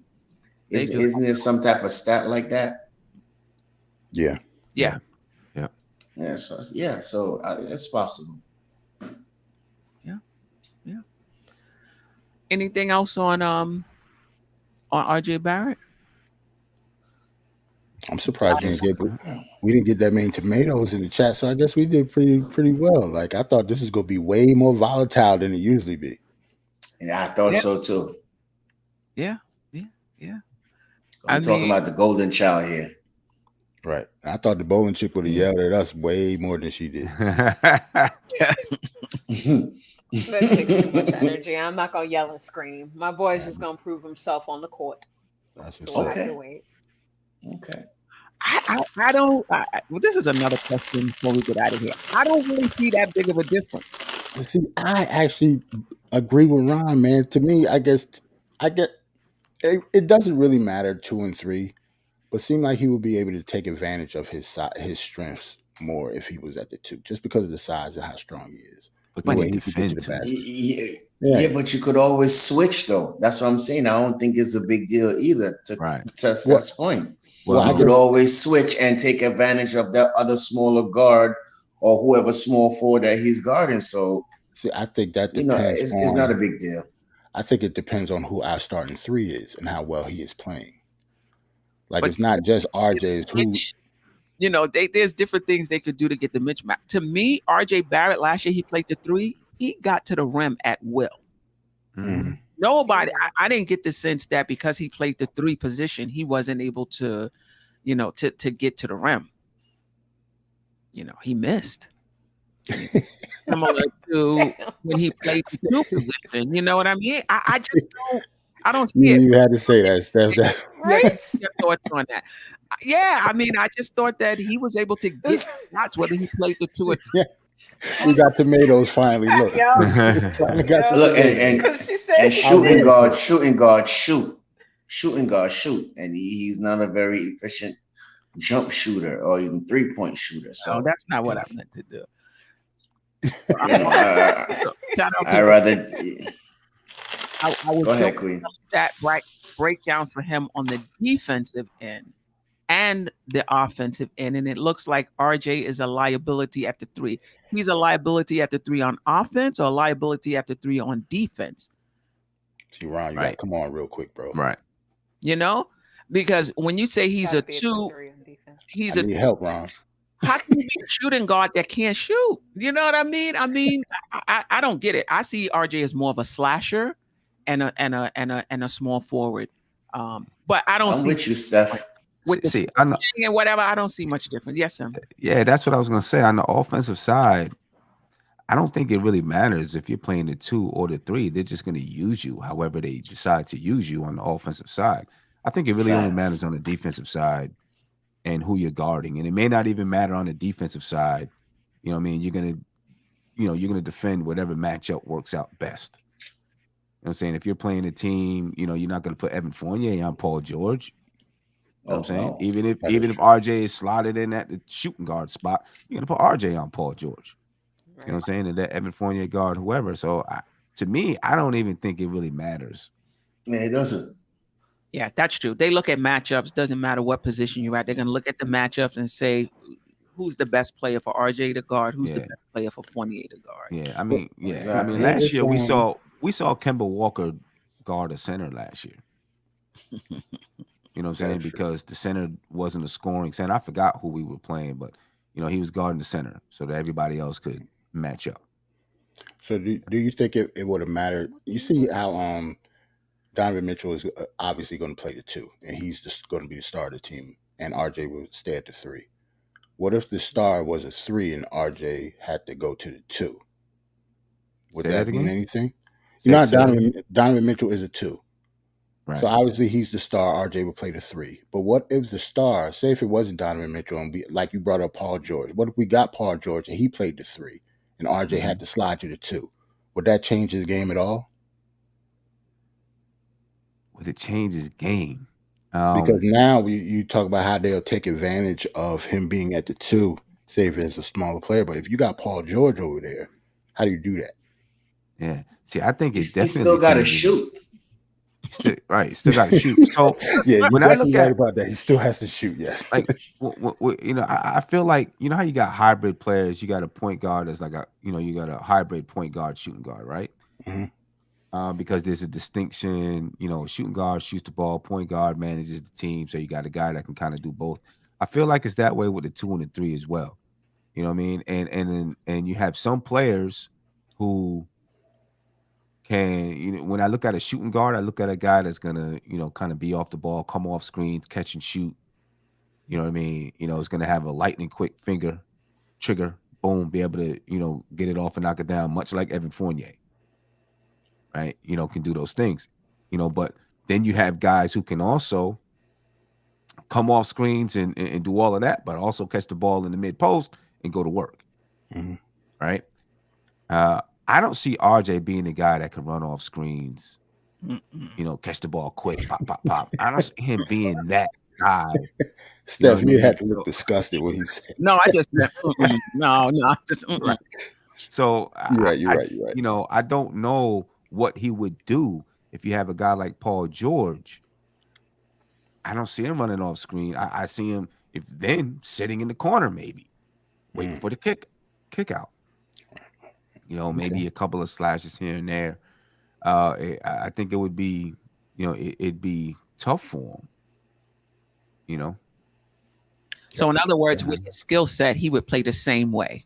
Whether you had the 2 or the 3, you would have to play him the same way. Right. And I think what Ron was talking about was defensively, that he was getting cooked by some of the 3s in the league because he had the same defensive rating as Fournier. Basically, they both of the defensive ratings were similar. Yeah.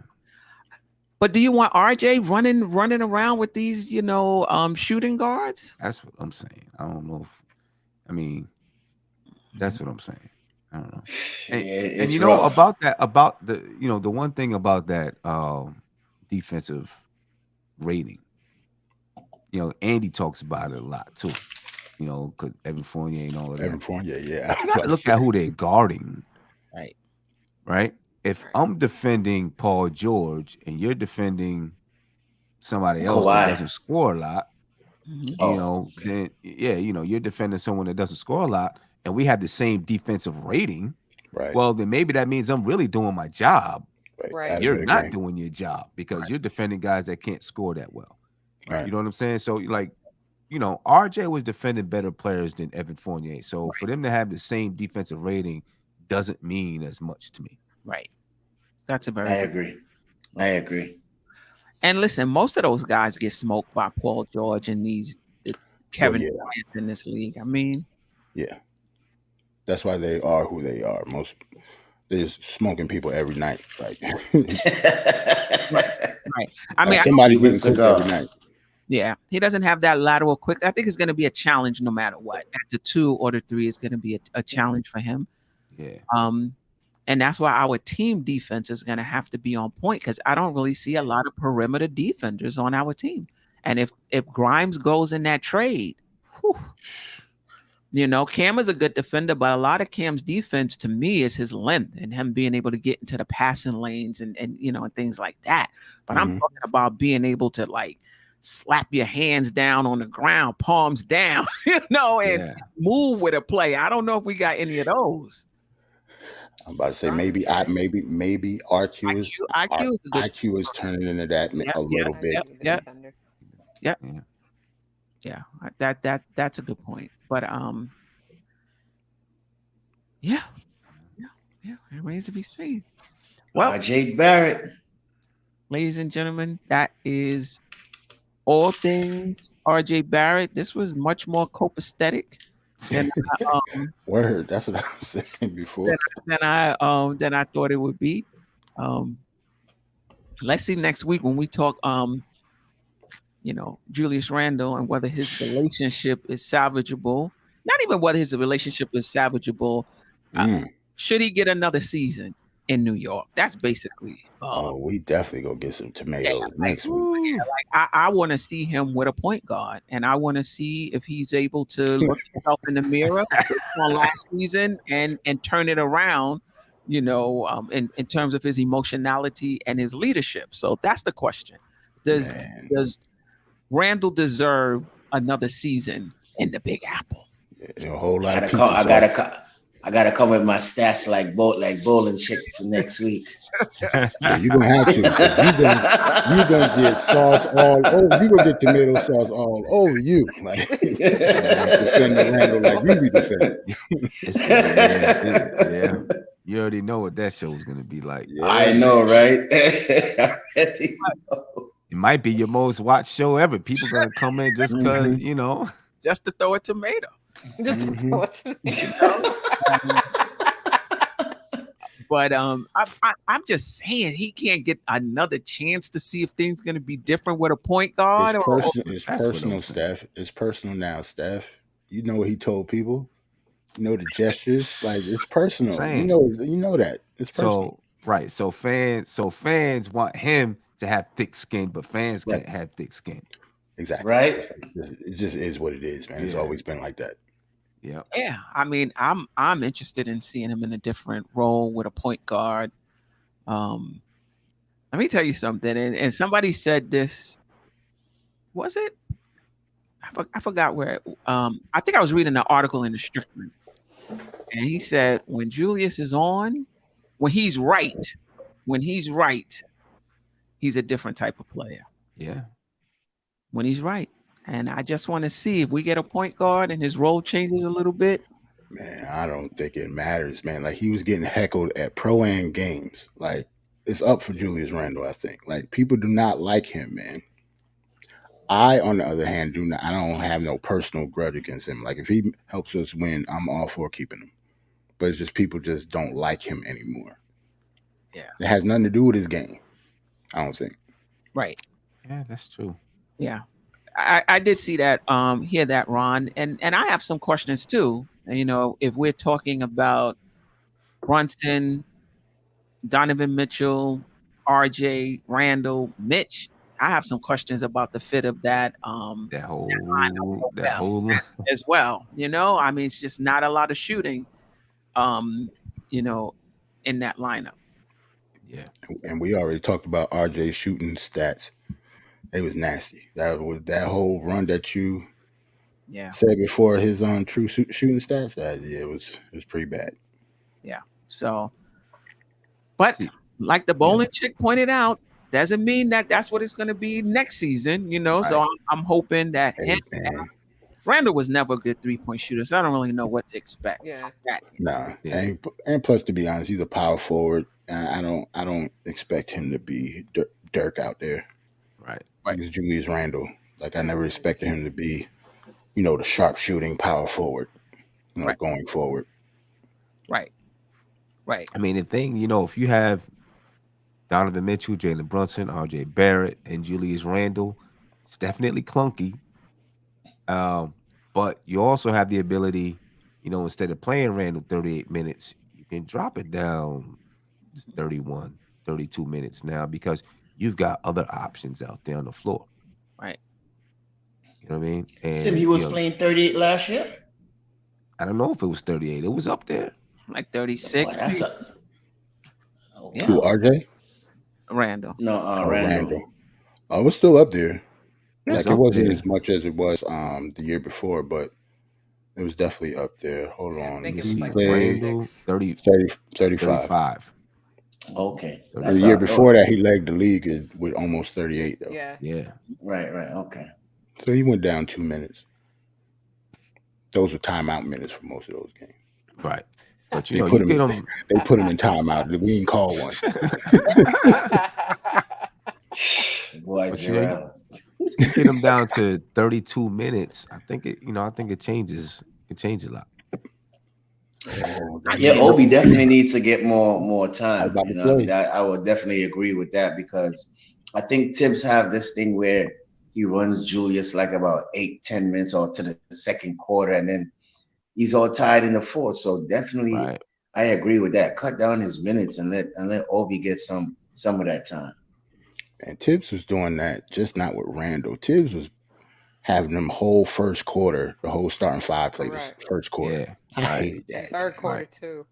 Yeah, it was crazy. Like, I didn't like that either. Yeah, I can't imagine. Needs to fix that. Randall getting 32 minutes from Tibbs. We shall see.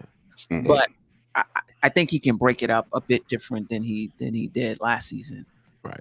To your point of him playing, 12 minutes straight. But all that told me is that he wanted to play the starting five the whole game. He just can't, because they're gonna get tired. Because basically it was, okay, we're gonna play you the first quarter. You're gonna sit for 6 minutes, and then we're gonna play you the end of the half, and then you do the same thing in the second half. Right. So that they get that rest, and then he got his group to finish the game. Because to me, that says he didn't have that much confidence in the guys coming off the bench. Yeah, Alec Burks started at point guard instead of IQ. That told me that right there, that he didn't have, like, don't get me wrong, he has faith in IQ. That's his man's, but he definitely didn't have faith in him running the team, or he would have started. What was that stat, Sim? Oh, Alec Burks. We said he was like top five in full court press ball pressure. Hey, it was D'ing up. It was D'ing up. Alec Burks is the best on the press or the ball pressure for like ball pressure. I think it was ball pressure. Yeah, that's crazy. I mean, yeah. Coaches are looking at different things than we're looking at. Of course, as fans, and we was talking about this earlier on Nothing But Knicks. They don't really see Quickly as a point guard. They obviously don't. They don't. Berman said it as well. If he's the point guard, the Knicks plans fell through. Exactly. Yeah, that's what he said. If he's that means that the Knicks plans fell through. And I guess glad we got Brunson. Because that's one thing, we talked about IQ yesterday on the Queens court, and we talked about like his progression and stuff. One thing that we did not see, well, at least I didn't see from the Pro-Am games, were like court vision. Like, he wasn't there to do no playmaking. He was there to attack every time he got the ball, which made sense. But I think he knows that he's not going to be the point. Like, he knows he's not the point guard. He had a couple of nice assists in the game also too. A few alley-oops, nice passes. He did. So, so. I think he gets it and understands that, he's a scorer. Right. Let him do what he does. Let him score. Yeah. And do you think that's the reason why? Do you think that's the reason why they want to keep Derrick Rose? Probably. Because Derrick Rose, at this point in his career, can do whatever. You know what I'm saying? He can sit by the side and be, and distribute the basketball and score only when needed. You know what I mean? Right. And there may not be that many minutes left behind Brunson, so Derrick Rose can do that. I see Ron in the chat say if we don't get Donovan Mitchell, right? Mm-hmm. What if Quickly was the starting two guard? Starting two guard? Wow. Yeah.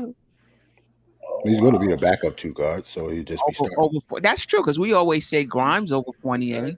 Yeah, nobody mentions Quickly being the starting two. Because honestly, I don't see it. I think Quickly need more space. I don't think Tibbs would do it.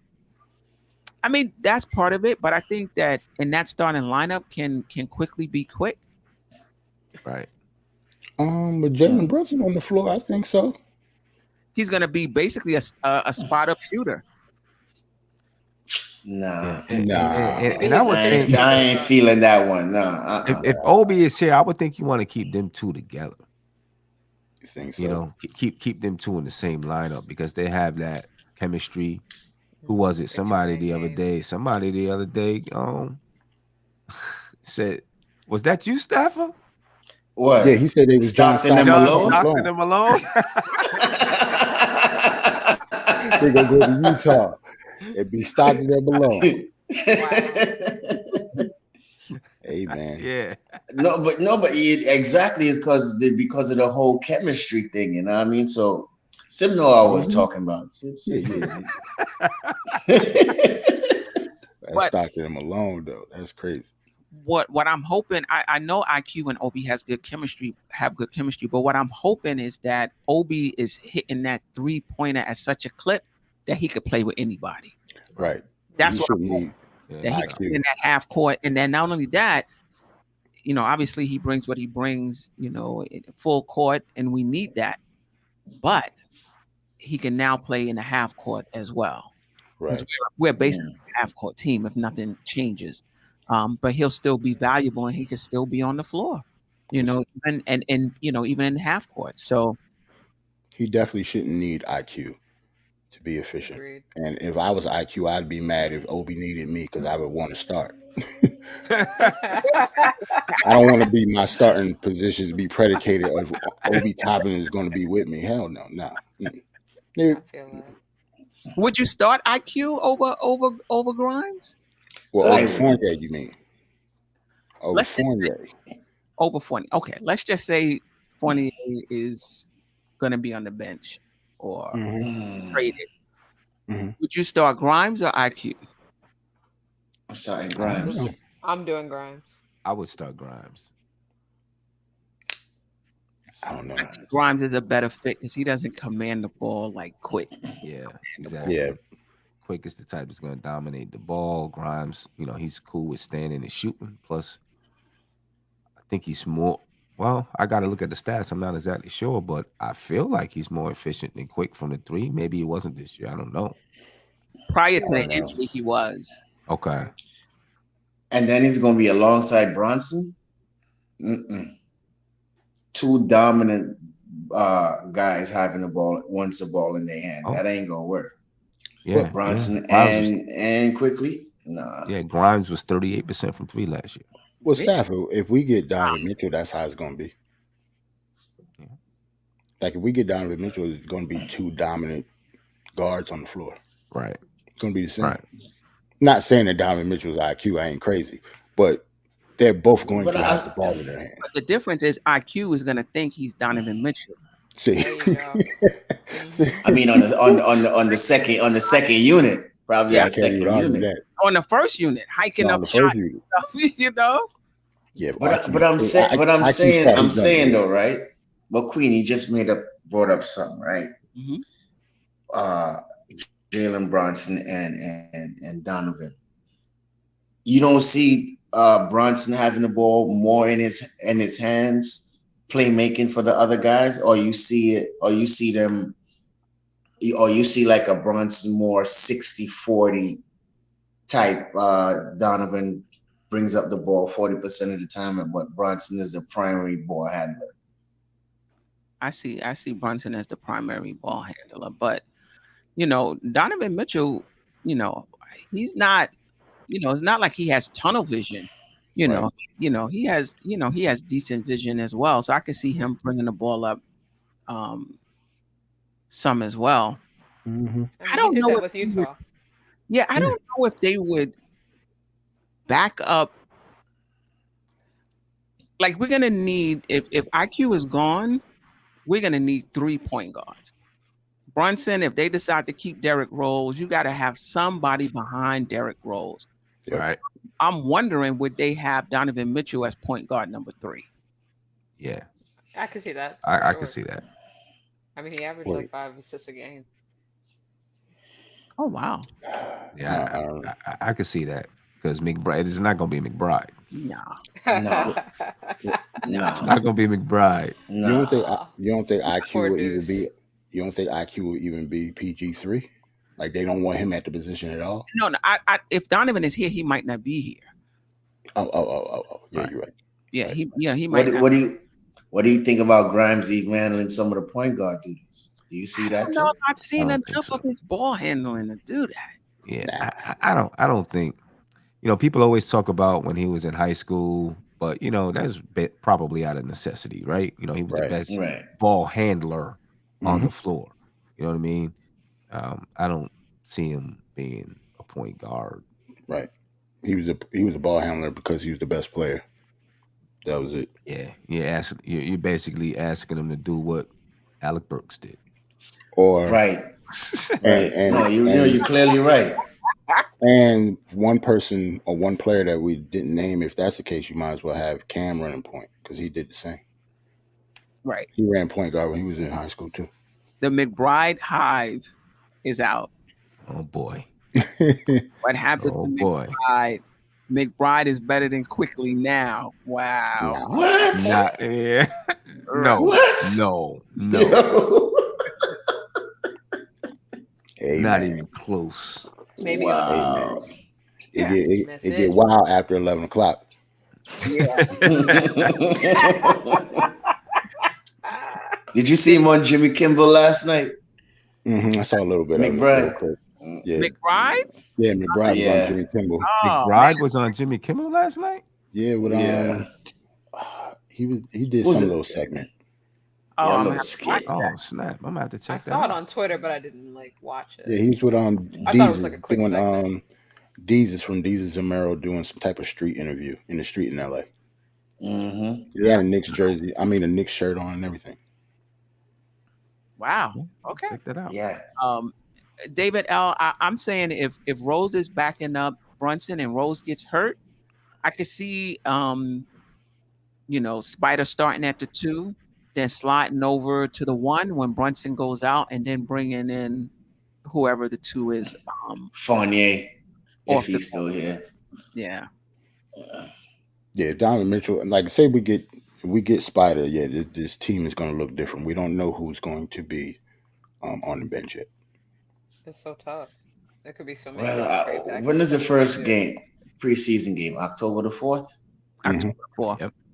And the schedule drops tomorrow, 3 Yeah, the o'clock. Yes. First regular Yes. season game, I think, is the 18th, and we play the Grizzlies. Oh, you got to sneak Correct. peek? Yeah. No, not the 18th. I think it's the Found out last 19th. night. I think it's the 19th, Jarrell. Might be, but we play the I think it's Grizzlies the 19th. away. Yeah, the That's our Grizzlies. first game. Yeah. Yeah, We're that's in our Memphis. first game. Wow, Yep. look at y'all. Yep. I'm sitting here Yeah. waiting for 3 o'clock tomorrow for the schedule to drop. And yeah, No, that they just said one game though. They ain't dropped Yeah, that was it. full Oh. And They they just said mentioned the the one Christmas game too. Yeah, and the Christmas game. James came Harden out actually Monday. broke that news before they did. Mm-hmm. Yep. You say Christmas in the Garden or something like that. Yep. Okay. Oh, he's excited. That should be bulletin board right there, material. So don't let James Harden come in the Garden and play. He's showing out. So we got Ja Morant first game with RJ either signed his extension or didn't. oh, didn't. Wow. Yeah. Wow. That's gonna be- I don't know when the Wow. date is, Wow. but October. Yeah, either RJ signed it or didn't. Yeah, I think he has to sign before the first game of the season, I believe. Oh, Something like is that. it? Okay. Yeah, it's before the season start, I think. Before the season starts. So And he plays the player that was picked right before him. Watch him ball. So they did that on purpose. You know how the NBA are. They did that on purpose. Probably. I Maybe really they want want to all see. eyes I on really him. want to see. I really want to see him and Anthony Edwards go at it too, because they When got a last little time- rivalry going on. Yeah, When the last time we started the season at somewhere like Memphis? Memphis. That's so Yeah, true. like they don't usually start the season off like that. right, Right. that's true. We usually either play in Boston or Philly or Yeah. somebody close. Yeah. Memphis. Yeah, you're right. You're right. I think last year we Played them. started off in Philly, right? Boston. Played Philly. Now, unless they Boston. expecting, first, of course, you got the whole RJ Barrett contract thing, and then if they're expecting to have Donovan Mitchell, now you can build, Donovan Mitchell and Ja Morant. Yep. Yep. Yeah. It's just a matter of time. Donovan Mitchell will be on the scene. Mark my words. Think so. Yeah, I think he September will. 1st. I think he will. I think he'll be on the team. It's a matter of time. I think it's September 1st. Can't wait to buy that jersey. Let's go. I just want to see I just want to see the rotations of the first 4 preseason games. How it's gonna look. Don't do that to yourself. No, I'm serious. That's gonna tell how the season's gonna go, in my opinion. Really?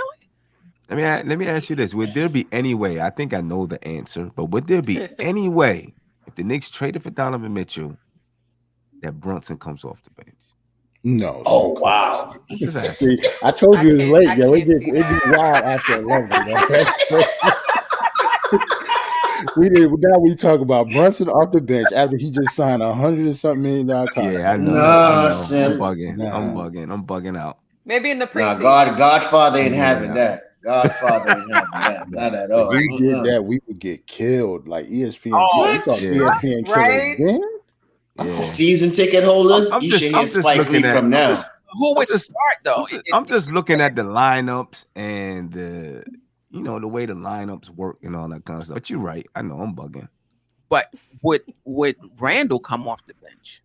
See, he's just starting his contract too. $117 million contract. It's the first year of his contract. I don't want to put like Knicks, quote unquote politics in, but no way. Can't. We need some more shooting in that lineup. I'm sorry. We need some more shooting in there. Right. I mean, that's why I said I would love to see somebody from that lineup to make the lineups even. It makes sense that somebody goes to the bench. Right. You know what I'm saying? Got a lot of clunkers. Mitch can't shoot. Right. 30%. That's what I'm saying. So it just makes sense that somebody goes to the bench to even out the lineups. If Donovan Mitchell is here, the only person that you're speaking of is the person that we talked about all day today. It's going to be RJ. It would have to be. Like, Randall is not coming off the bench. Neither is Brunson or Spider. And Mitch has to start. So, like, it would have to be RJ if somebody sits. Lord have mercy. Has to be RJ. Now we about to. It'd be crazy, man, and then we'll get clowned even more. Yep. Nah, because you know what, Uncle Fulio started that. Yeah. Uncle Fulio started that a long time ago, and that was 2 years ago when he started that. So yeah, I don't know if you want to be in his shoes. Yeah. Hey, Ron, I already made a down payment for group tickets. Sim on. So all we gotta do is start. Yeah. Which game is that? Opening night. We don't even know when it is yet or who they're playing. It'll drop tomorrow. It's gonna drop tomorrow. Yeah, 3 o'clock. Tomorrow. Yep, 3 o'clock. The Memphis game is the only one that leaked so far, and the Christmas. Yeah. Yeah. Anything else? Any last words? Anything else we didn't cover about RJ Barrett? Or anything else? Oh man, this show went way smoother than I thought it was gonna be, man. Bowling chick took us to the gun show today. She got the arms out. I thought she was gonna fight somebody.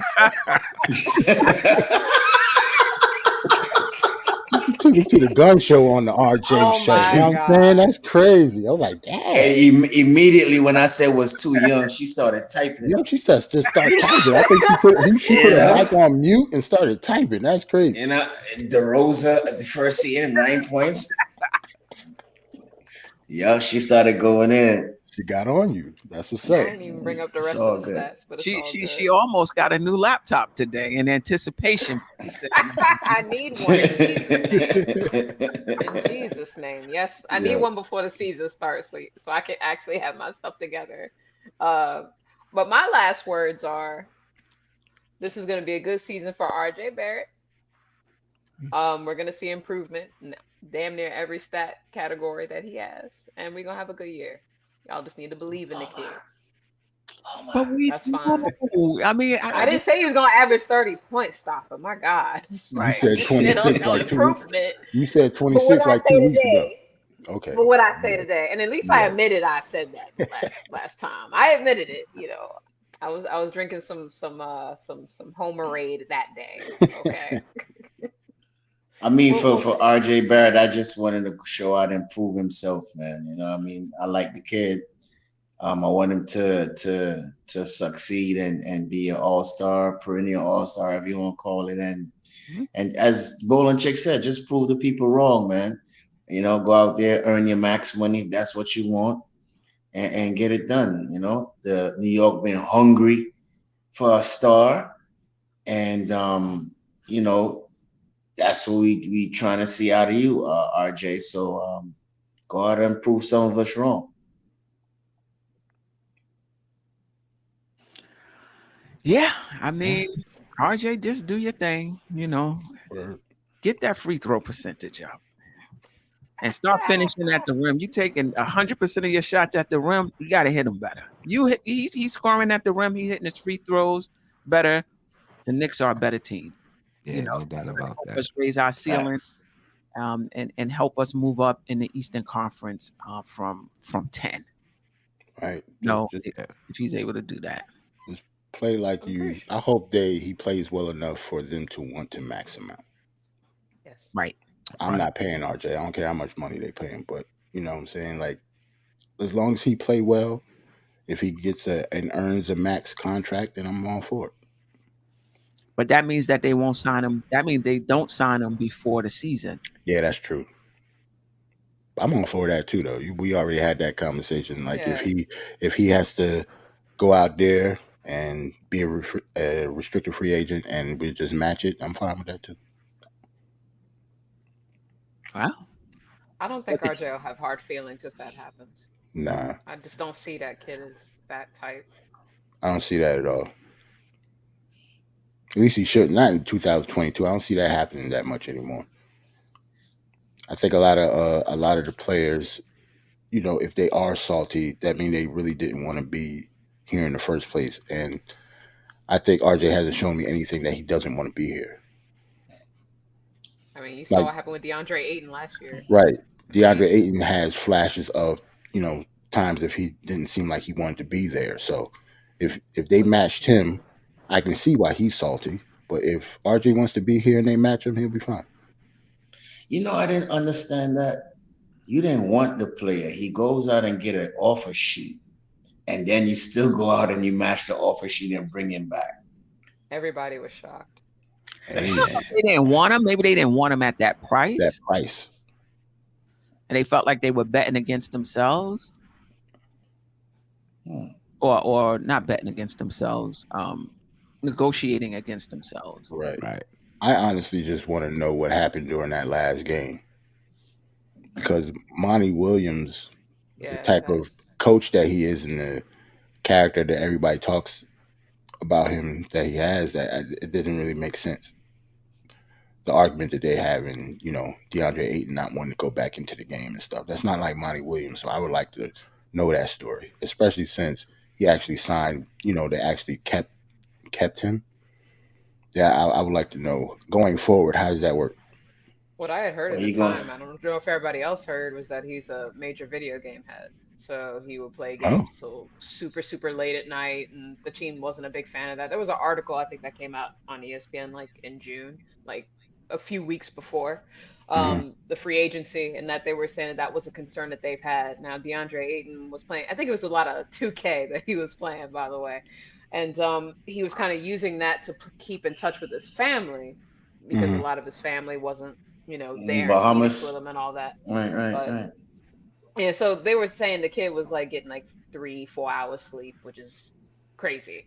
So I'm wondering, this is speculation at this point on my part, but I wonder if he like didn't get to sleep the night before and Monty was just pissed with his attitude and just didn't see the ethic that he expect, you know, the effort, excuse me. That's me guessing. That sounds like some BS they put out so he can get the price down. That don't make Could no be. sense. That don't make no sense. I mean, a big professional basketball player staying up hours of the night to play basketball. 2K. Half the league stays up. Yeah, for real. Like, that make no sense. Nah. But video games is big, and a lot of the players coming into the NBA are young. Yeah, but DeAndre, how old DeAndre Ayton is, first of all? Like 22, 23. He's super young. Is he that young? Yeah. No, you're right. Because he was, he's super 19 young when he came in the NBA. Yeah. You got to be 22, 23 years old. But even 24, 25, 26-year-olds be, I play the game now. Like 24. That's what I'm saying. I play now. Yeah, but what I'm saying is you ain't gonna stay up no 4 or 5 o'clock in the morning. I'm gonna stay up 4 or 5 o'clock in the morning if I'm not playing. I do it every night. Yeah, I'm weird.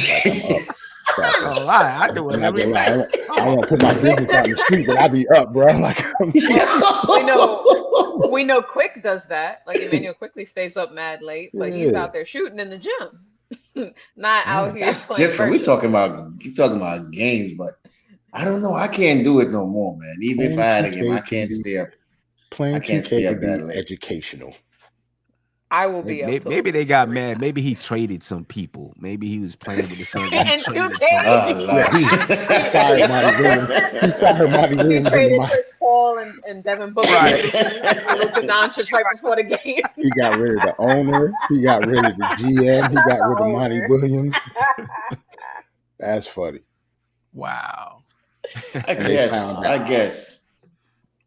Yeah, that was the story. So I don't know. I think it'll be very interesting to watch, the chemistry of the team this year, to see what Phoenix looks like, especially since a lot of their players were mentioned in trade talks for KD and all that. I know some players take that stuff personally.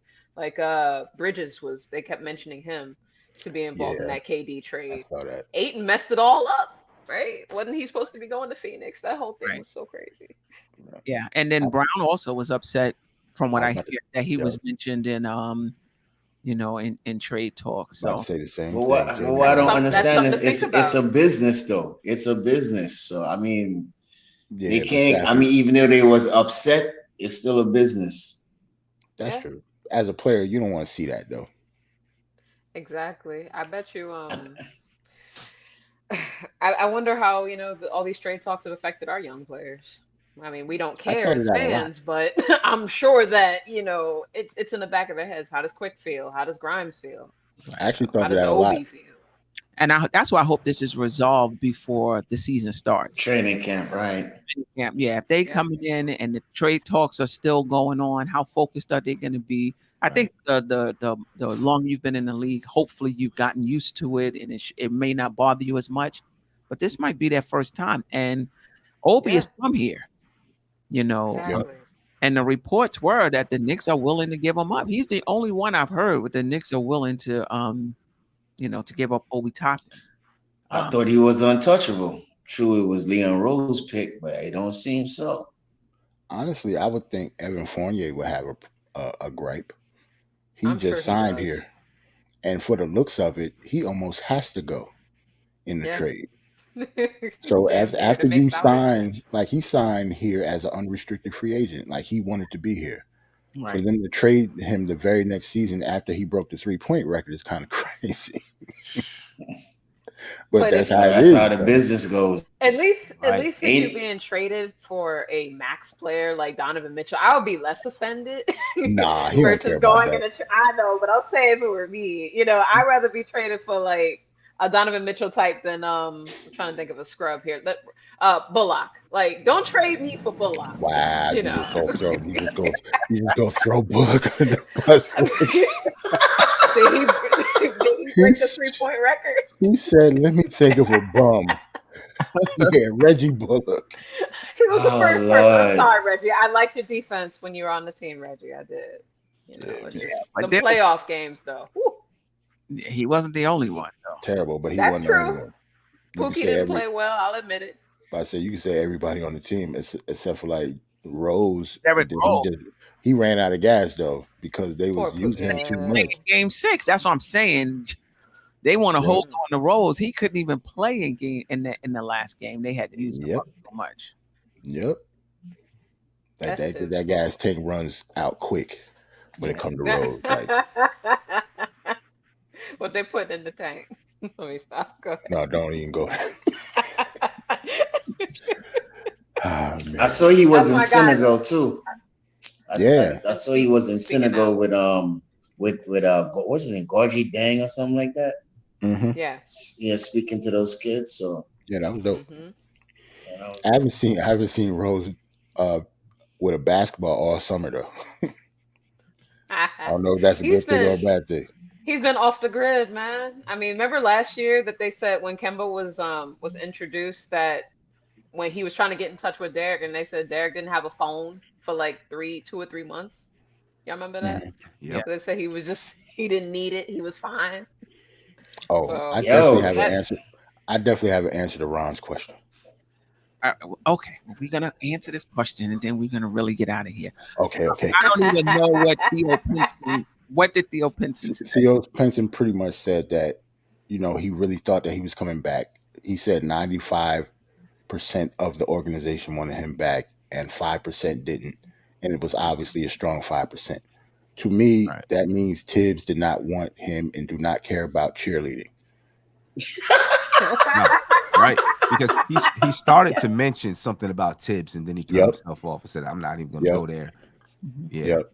I think Tibbs think if you're going to be on the roster, he don't care about the handshakes. He don't care about the dancing. He Mhm. needs somebody to produce, even if you're at the end of the bench. Have the Is potential is- to Is produce. he wrong for that? Like, I feel like that's fair. No, it's not wrong for that. I mean, And don't get me damn. wrong. I love Theo Pinson for his energy and stuff. Like, He was wonderful. Oh, I thought you said you thought he was wrong. Yeah, I don't see any. oh no, I don't think he was wrong at all. look, you over there No, in he Dallas, wasn't. stay in Dallas. But he did say he wanted to come back, and if they would have brought him back, I wouldn't have been mad. But I mean, how mad can you be with I somebody mean, that's like at the end of the what bench? is his position? What did he do? Was he a He backup played. point? No, he played 2 and 3. Yeah. Played defense, could just spot up sometimes. You know what I'm saying? Energy.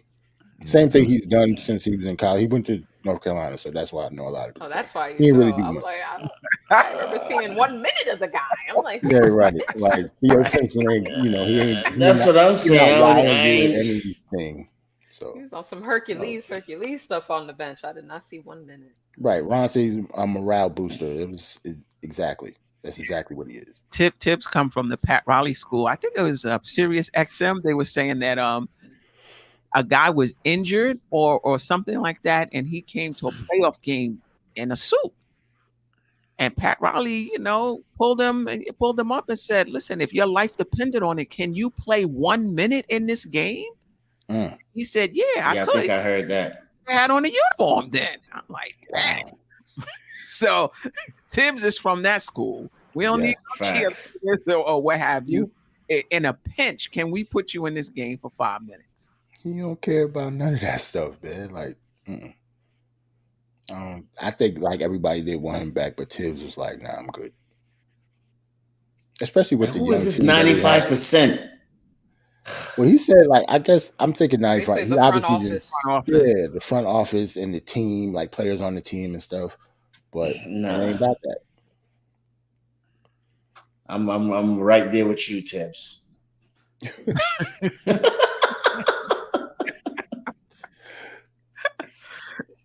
A Still Nick fan said he kept Julius from going wild. Yeah, well, Maybe. And if that's the case, Oh, hey, well. we might need to trade for Theo Pinson to come back. Then somebody had. I think it was more Reggie than Theo. If you want to say that, I think it was more Reggie because both of them were the close. Knicks were winning and they were Right. I don't think it was anybody in particular. I think we were winning. and Randall was playing well. There wasn't anything to get frustrated about. Yeah, them threes was I falling. guess. He was straight. Yeah. You come back into this season, you don't have your 2 best friends on the team. You're losing. The defense is not the same. Yep. Kim Walker talking Yep. about the city uniform. I gotta say they start advertising Kemba Walker and advertisements and stuff. Yeah, he wasn't having that. Yeah, just had his wife just had a baby. Like That- Julius yeah. Randle was all over the place last year. Yeah, that's true. Talks about not getting any sleep. That was probably Julius last year. Right. People don't think of that stuff though. Maybe he was playing 2K as well. Everybody say, but yeah, Obi. People will say Obi had a child too. I think though. I think a couple of them did. Alec Burks did. I know Burks did. I Yep. remember he went away for the team for a little bit, or he was out a couple of games because of it. I didn't know Obi had a kid last year. And Alec Burks was #1 in ball pressure, so the whole kid Juju can't use that as no excuse. You know what I'm saying? Yeah.